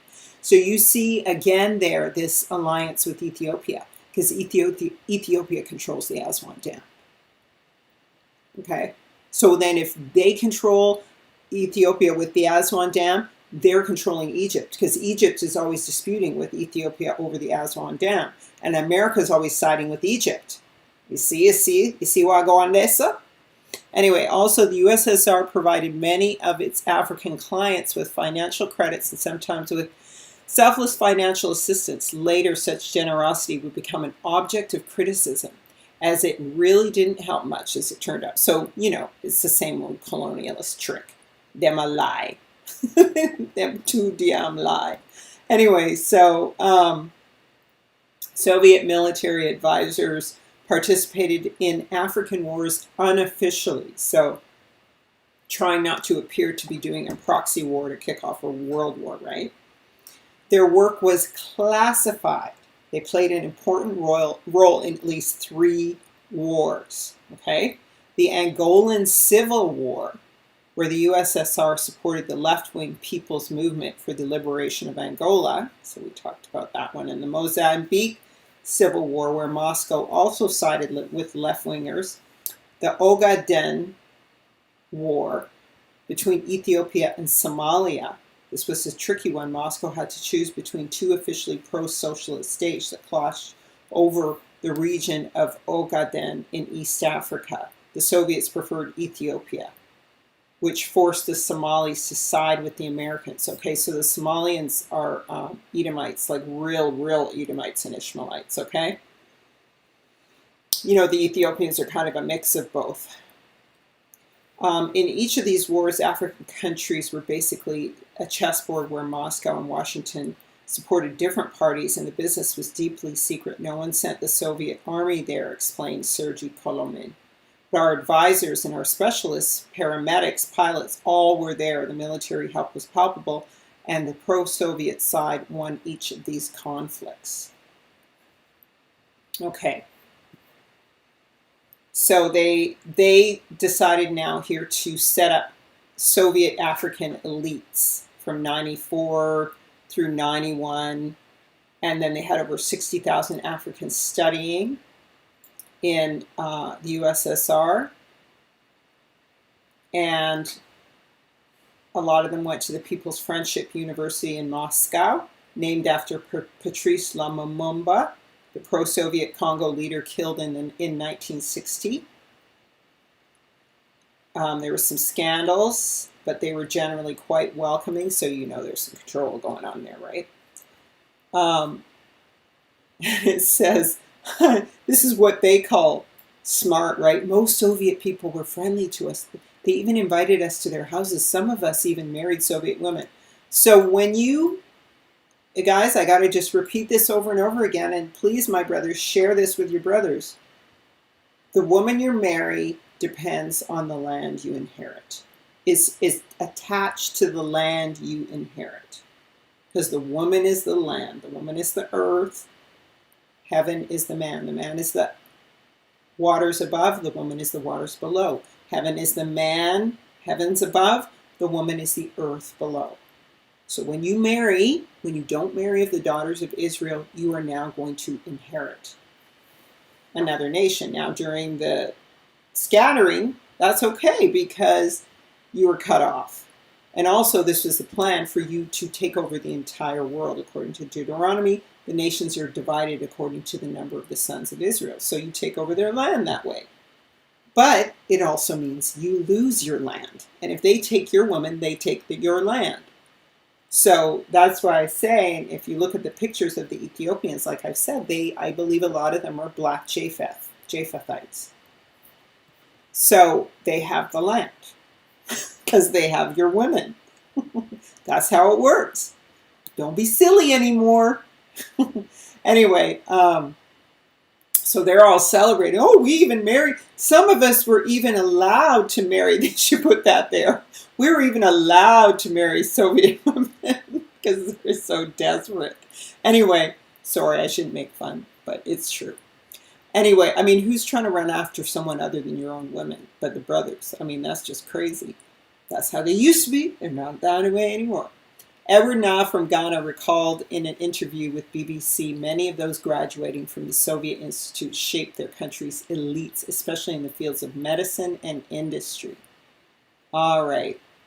And so then they say it was, but this was too intertwined with ideology. And Russia had too many problems of its own. And then they weakened their attention towards towards Africa. I thought this was a good kind of summary, though, for you guys to take a look at. Darfur and the Sudan are areas that, politically China kind of remains silent on, as well as Russia. The Darfur genocide refers to current mass slaughter and rape of Darfur men, women, and children in western Sudan, and the killings began in 2003 as the first genocide of the 21st century.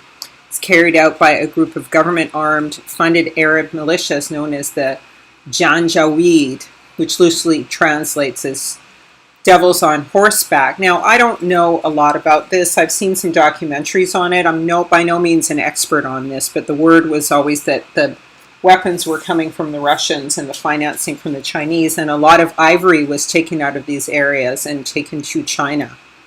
So the Sudan is the largest country in Africa. You can see by this map here, and see it's right next door to Israel. And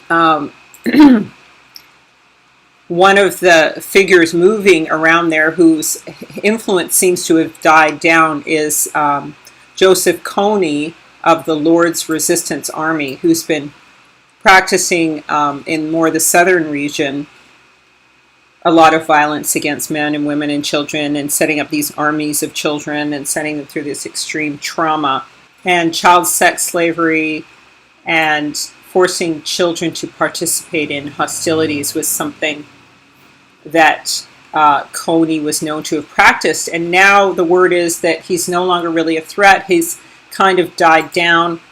Well, the typical strategy of any of the conquerors who's ever come into Africa is to cause two groups of people to fight, to overarm one side over the other, to favor one group over the other, and create dissension so the area could be conquered by the West. That's what America typically has done. It practices dollar imperialism where it does that. It doesn't actually go in, but it keeps the nations destabilized so then it can just set up puppet governments and drain the money, as I said before. So, but they now say that this man is no longer a threat. And like I said, China just does not wish to comment at any time on what's been going on in those regions for political reasons.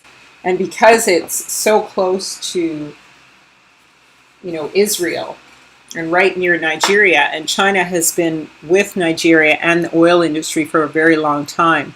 So the main resource that was discovered in the Sudan was oil. So if we look here, following independence from Britain in 1956, the Sudan became embroiled in two prolonged civil wars. For the remainder of the 20th century, conflicts were rooted in northern economic, political, and social domination of largely non-Muslim, non-Arab Southern Sudanese. So these people are Christians, and the Civil War ended in 1972 but broke out again in 1983. There were more than 2 million deaths over a 2 decades as the civil war between North and South reached its peak in the 1990s. The government ignored the reports of rising violence in Darfur, while the comprehensive peace agreement ended in the North-South War in 2005, granting additional political power to South Sudan. It failed to take into account the effects of the war on Darfur. Darfur remained underdeveloped and marginalized at the federal level, lacking infrastructure and development assistance. This neglect, combined with allegations that the government was arming Arab tribesmen to raid non-Arab villages, was cited as the justification for a February 2003 rebel attack on a Sudanese Air Force base in El Fasher, North Darfur. Long and the short of it is, let's come down to China and Russia. Both China and Russia have worked to block many United Nations resolutions in attempts to appease the Sudanese government from its seat in the United Nations Security Council. China has been the Sudan's chief diplomatic ally. China invests heavily in Sudanese oil. The country is China's largest overseas oil provider. So that's been for a very long time. And the Sudan's military is supplied by Chinese-made helicopters, tanks, fighter planes, bombers, rocket launchers, propelled grenades, and machine guns. For decades, Russia and China have maintained a strong economic and politically strategic partnership. The countries oppose UN peacekeeping troops in the Sudan. Russia strongly supports Sudan's territorial integrity and opposes the creation of an independent Darfuri state. Also, Russia is Sudan's strongest investment partner and political ally in Europe. Russia considers Sudan an important global ally in the African continent. So you see how the destabilization has benefited Russia and China there. The 10 horns which thou sawest upon the beast, these shall hate the whore, and shall make her desolate and naked, and shall eat her flesh, and burn her with fire. For Yah hath put in their hearts to fulfill his will, and to agree, and give their kingdom unto the beast, until the words of Yahuwah be fulfilled. The woman which thou sawest in that great city, which reigneth over the kings of the earth. So that's Babylon. Revelation 17:12 says, 10 horns you saw are 10 kings who have not yet received a kingdom, but will receive 1 hour of authority as kings along with the beast. So what is that 1 hour? How do we measure it? These are the next 10 kings that pop up after Israel is repatriated back to the land. Okay? And they're dwelling in a city without walls comfortably.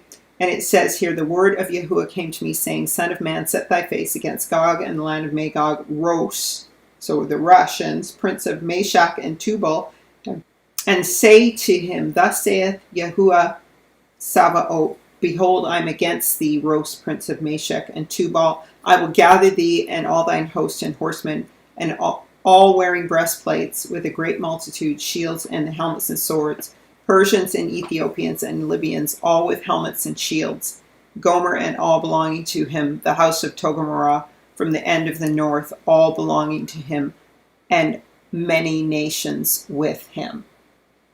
Okay, so basically, this is who will be among the 10 nations. Now, after this scripture, there's various other people like Tarshish and some other groups who say, have you come to take a spoil? So this is what I mean. There's two sides to this story. So there are Gentiles and there are Shemites and stuff who are all on another side. And I believe probably the Egyptians and the Elamites. All right.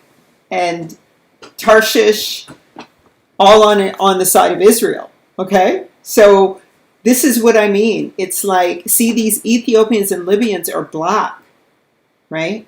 So what I'm saying is that, like I said, Satan plays both colors on the chessboard, and so does Yah, but Yah's fixed the game. So don't buy this one-size-fits-all thing that, unthinking people are trying to sell you, because it's just too easy and too simple. And Yah looks at the spirit. Now, the seed is the seed. And the Adamic image is the Adamic image. We're not going to play around with that. Israel is Israel. But nonetheless, there's everybody else. And so he's, Esau is going to look just like Israel too. So it comes down to the spirit. And so notice once again that the different translations, I want you to remember that the King James says to cast out the horn of the Gentiles, which lifted up their horn over the land of Judah to scatter it. That's what these 4 carpenters are coming to do. But this one says these are the very same ones who scattered Judah, the 4 artificers, the 4 secret society masons. Okay? So, and those are the ones I talked about, the Persians, the Assyrians, the Tartarians, the Huns, the Arabs, the Edomites. They all kind of worked together. And of course, part of that was even some of the, the Edomites working through the Ethiopians, and the Ethiopians were also Israel. Israel was mixed into all of these groups, and there was a transition. So, in this translation, it says, these are the horns that scattered Judah and broke Israel in pieces, and none of them lifted up his head. And these are come forth to sharpen them for their hands. Even the 4 horns that the nations that lifted up the horn against the land of Yehudah to scatter it. So these nations who are coming are the enemy. And they're trying to sharpen Israel for their own use, for their own hand. And the scripture says that they will exalt themselves to fulfill the vision, but they shall fail. And so all of this will result in the second Exodus. Let's look at some of the military bases and how they're set up right now currently in Africa to see where the alliances fall against America. You can see from all these military bases all over Africa that the horde that took over Western Europe and that came out of Tartaria has already overrun the nation of Israel and is about to do it again. And now there's all this talk of Russia being in South Africa, even though all the Boers are there. Elon Musk is there. He's supposed to be a genuine, original genetic Russian, and they're going to be helping Africa. That's the story they're telling right now. And we have touchdown. The Russian swans have come to South Africa. Blackjack, NATO reporting name, officially the Tu-160, Russia's strategic nuclear bombers. This is the furthest south that they have ever been. We're closer to Antarctica than we are to Russia at this point. Now, ordinarily, a nuclear bomber doesn't make the most welcome guest, but this is a symbol of trust between Russia and South Africa. Now, you can love them or you can hate them, but this is a majestic aircraft. The world's heaviest supersonic military aircraft. This thing weighs in at almost 300 tons, capable of staying in the air. To say it's a pleasure for us as South African Air Force to receive the Russian Federation Air Force to visit us. The Russian side has been very, very careful to keep any and all politics out of this visit and its statements. But come on, we can read between the lines. Vladimir Putin is hosting dozens and dozens of African leaders. The world is changing, and Russia's message is clear. It's back in Africa. Old empires die and new powers are born. And for Russia, 21st century, Africa is the place to be. Here we have the whole story of Leda and the Swan. So we just saw the Russian swan ships landing in South Africa, and there's kind of a connection there. And first of all, I want to remind you of the story of Leda and the Swan. So this is, Zeus is the god Zeus, or really Hasatan's taking on the form of a swan and then seducing or raping Leda to create giant offspring. So that's where the story of Leda and the swan comes from. And of course, in my Prester John video, I showed you that a Prester John type, Nehemiah Theodoric, so he's using again a Jewish name in 775 AD, hundreds of years after the fall of Israel. He reconquers the American empire of Calalus. Calalus was ruled by Silvanus Toltecus, who was a Hamite in America. So now he's conquering Babylon. This is Esau, Edom conquering Babylon. And he was a hereditary ruler of this former Jewish-ruled Roman colony. Okay, so this is where the 10 tribes are scattered to in North America, and they were under Toltecus. And now in comes Nehemiah to take over rulership. And this Silvanus was also known as Ogham or Silvanus Brabo. But you see with the word Ogham, that's tied to Ogges, so giants. And that's why he was a Toltec, they were giants. And Silvanus Ogham, he was a great Jewish Roman ruler, okay? So this is now Esau's taken on the identity of the Jews, I'm thinking here. And he was a soldier and ancestor of the Swan Knights. And he also had a fleet of trading vessels known as the ships of Solomon or swan boats. Now this isn't the real Solomon.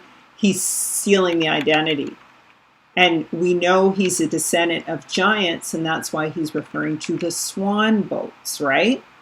Just like the swan ships landed in South Africa through the Russians. And the ships are shaped like a swan with sails like the wings of a beautiful gliding white swan. So once again, it's as though Africa is poised in this time for another overwhelming flood of the nations. And the rulers of the world seem to be much more associated with the rulers of the world. The 1%, whatever you want to call it, more so than being free nations right now. So this is another narrative that we're inside of. But Yah is sovereign. The rising number of foreign military bases in Africa has become very worrying to many on the continent, with 13 foreign countries in 25 out of the 55 African countries having non-military bases. This is not just the scramble for Africa. This is the war against the true people of Israel. So this is the prophecy of the military defeat of the oppressor, hammer of the earth, and oppressor of Israel. In the context of this prophecy, north, south, east, and west are the four winds that you need to create a whirlwind. And Yah comes like a whirlwind, and there are, in this context, there's another nation that comes like a whirlwind, being used of Yah, okay? Now, the other thing I want to say about this is that the designation of the Babylonian king is not indicated directly by naming him. You have to deduce from reading this who he is by directional bearings. Okay, am I making sense? So four winds. There's a north, south, east, and west wind. And we deduct by who is not cited, the direction that is not cited, who this king of Babylon is. So if we look at this prophecy, looking at Africa and, of course, the center of the earth, former Atlantis, being the place where the Most High resides in Mount Zion, when we read this prophecy, this is how we can begin to read it. What it starts off with is in Daniel 11:40, it says, "And at the time of the end shall the king of the south push at him, and the king of the north shall come against him like a whirlwind with chariots and with horsemen, and with many ships, and he shall enter into the countries and shall overflow and pass over. So that is the king of the north. That would be Russia.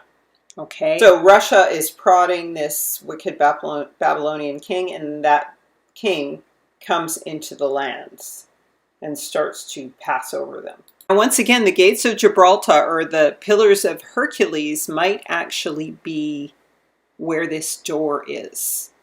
All right. So that may be the door to Africa, the place where this all is pushed at and pushed open. The two-leaved gates. Now, of course, it is the people themselves who are the doors and the gates. But I just want you to consider that and consider perhaps, maybe, that there is an Eden, Mount Zion, at the center of the earth. So this is a picture of this rogue king pushing at Russia, all right, provoking Russia. Now, of course, Russia is clearing the Ukrainians out of the land of Shem, so they're not out of order in that respect, based on the designations of the land. And at that time shall the king of the south now push at this rogue king. Okay, so that's like Ethiopia, Egypt, South Africa. Looks like it might be shaping up that way. So he shall push at him, the king of the south. And the king of the north shall come against him like a whirlwind, with chariots and horsemen, and with many ships. And he shall enter into the countries and shall overflow and pass over. So he's going to go into many lands, but I'm thinking he's going to go into the land that everyone's contending over right now, Africa.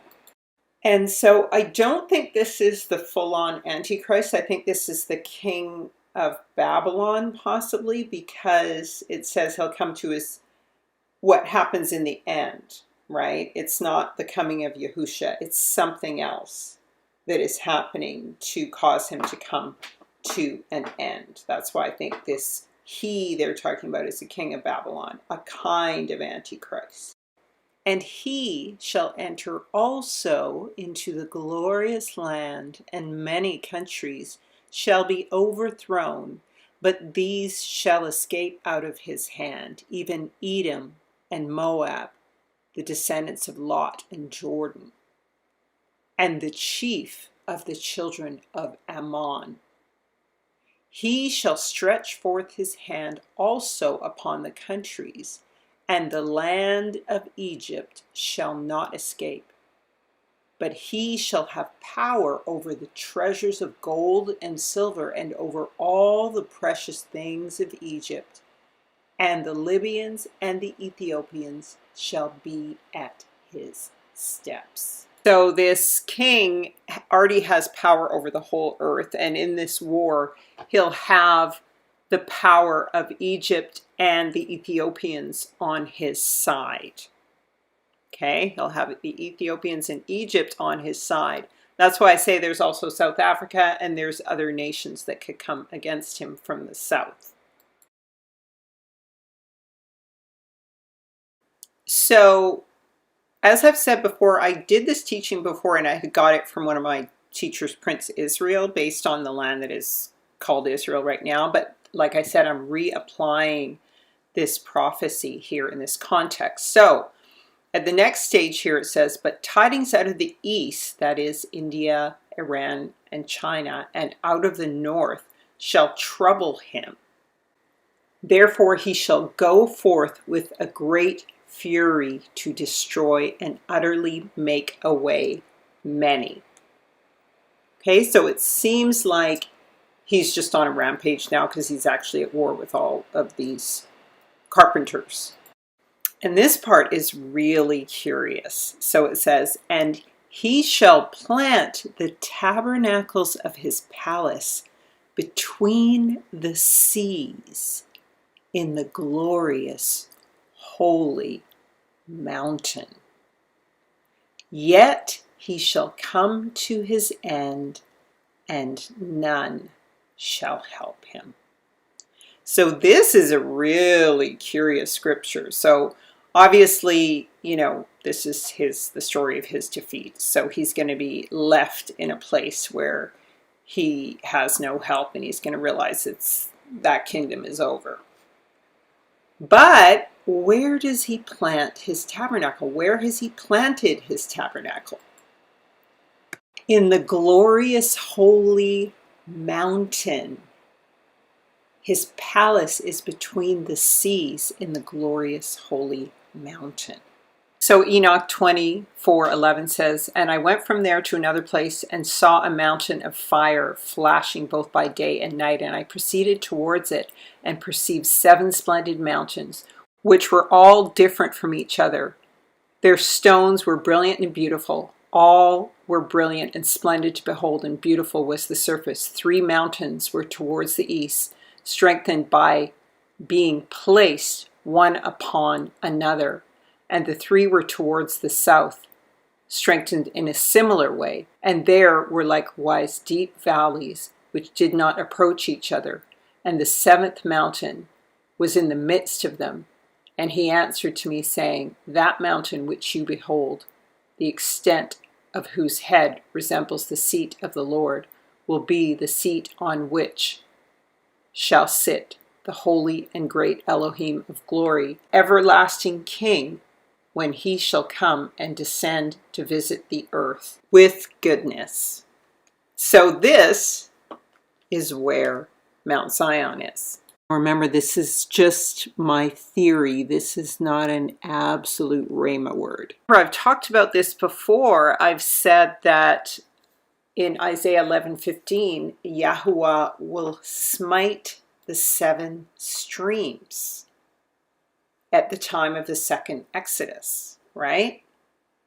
He'll make desolate the sea of Egypt. He shall lay his hand on the river with a strong wind, and he shall smite the 7 channels, so that men shall pass through it dry shod, and there shall be a passage for my people that is left in Egypt, and it shall be to Israel as the day when he came forth out of the land of Egypt. So this is the second Exodus, and this is where, in the midst of the seas, where this rogue king tries to plant his tabernacle, right?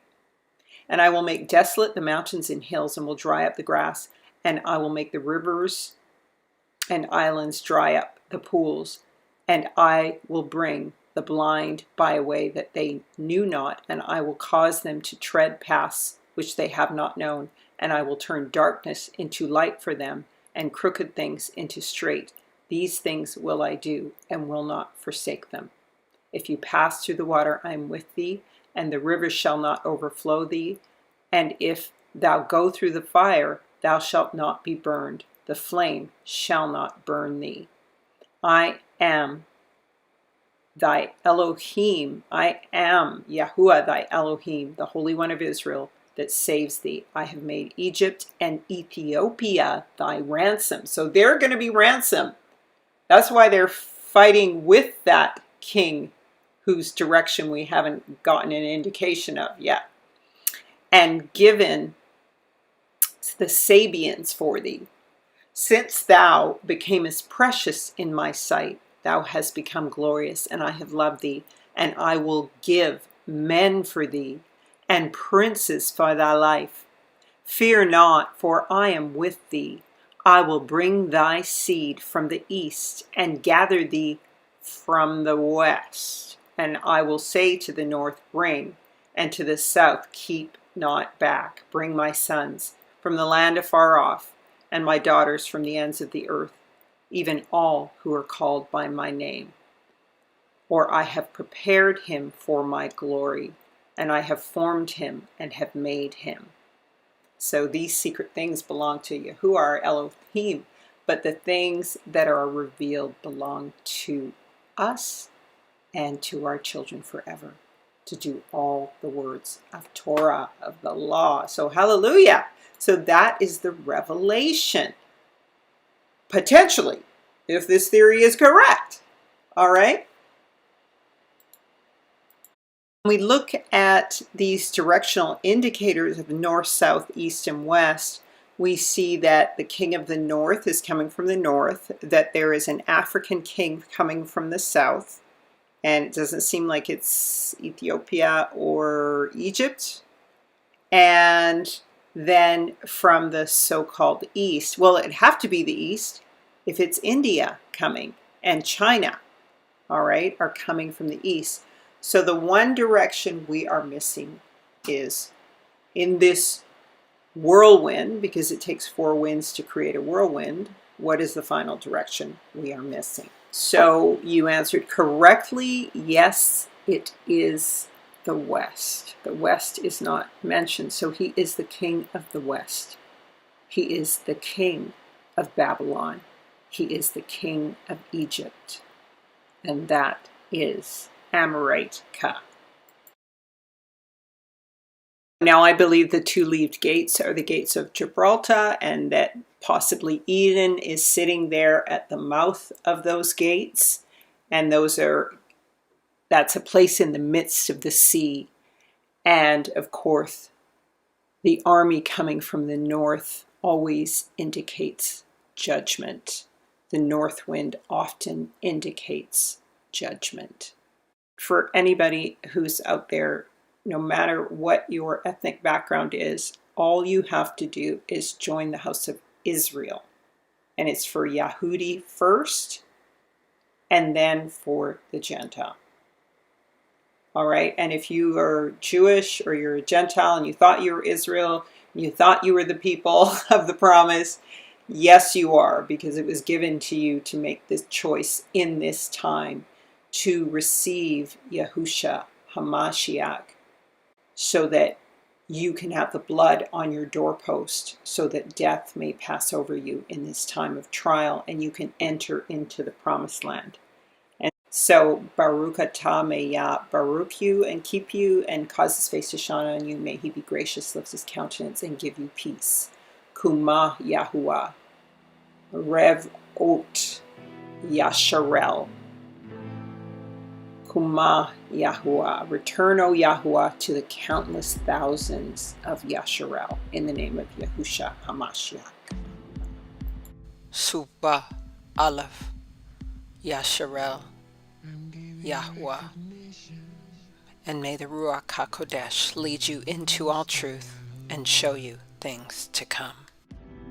And giving thanks and praises for the many blessings I receive from his favor.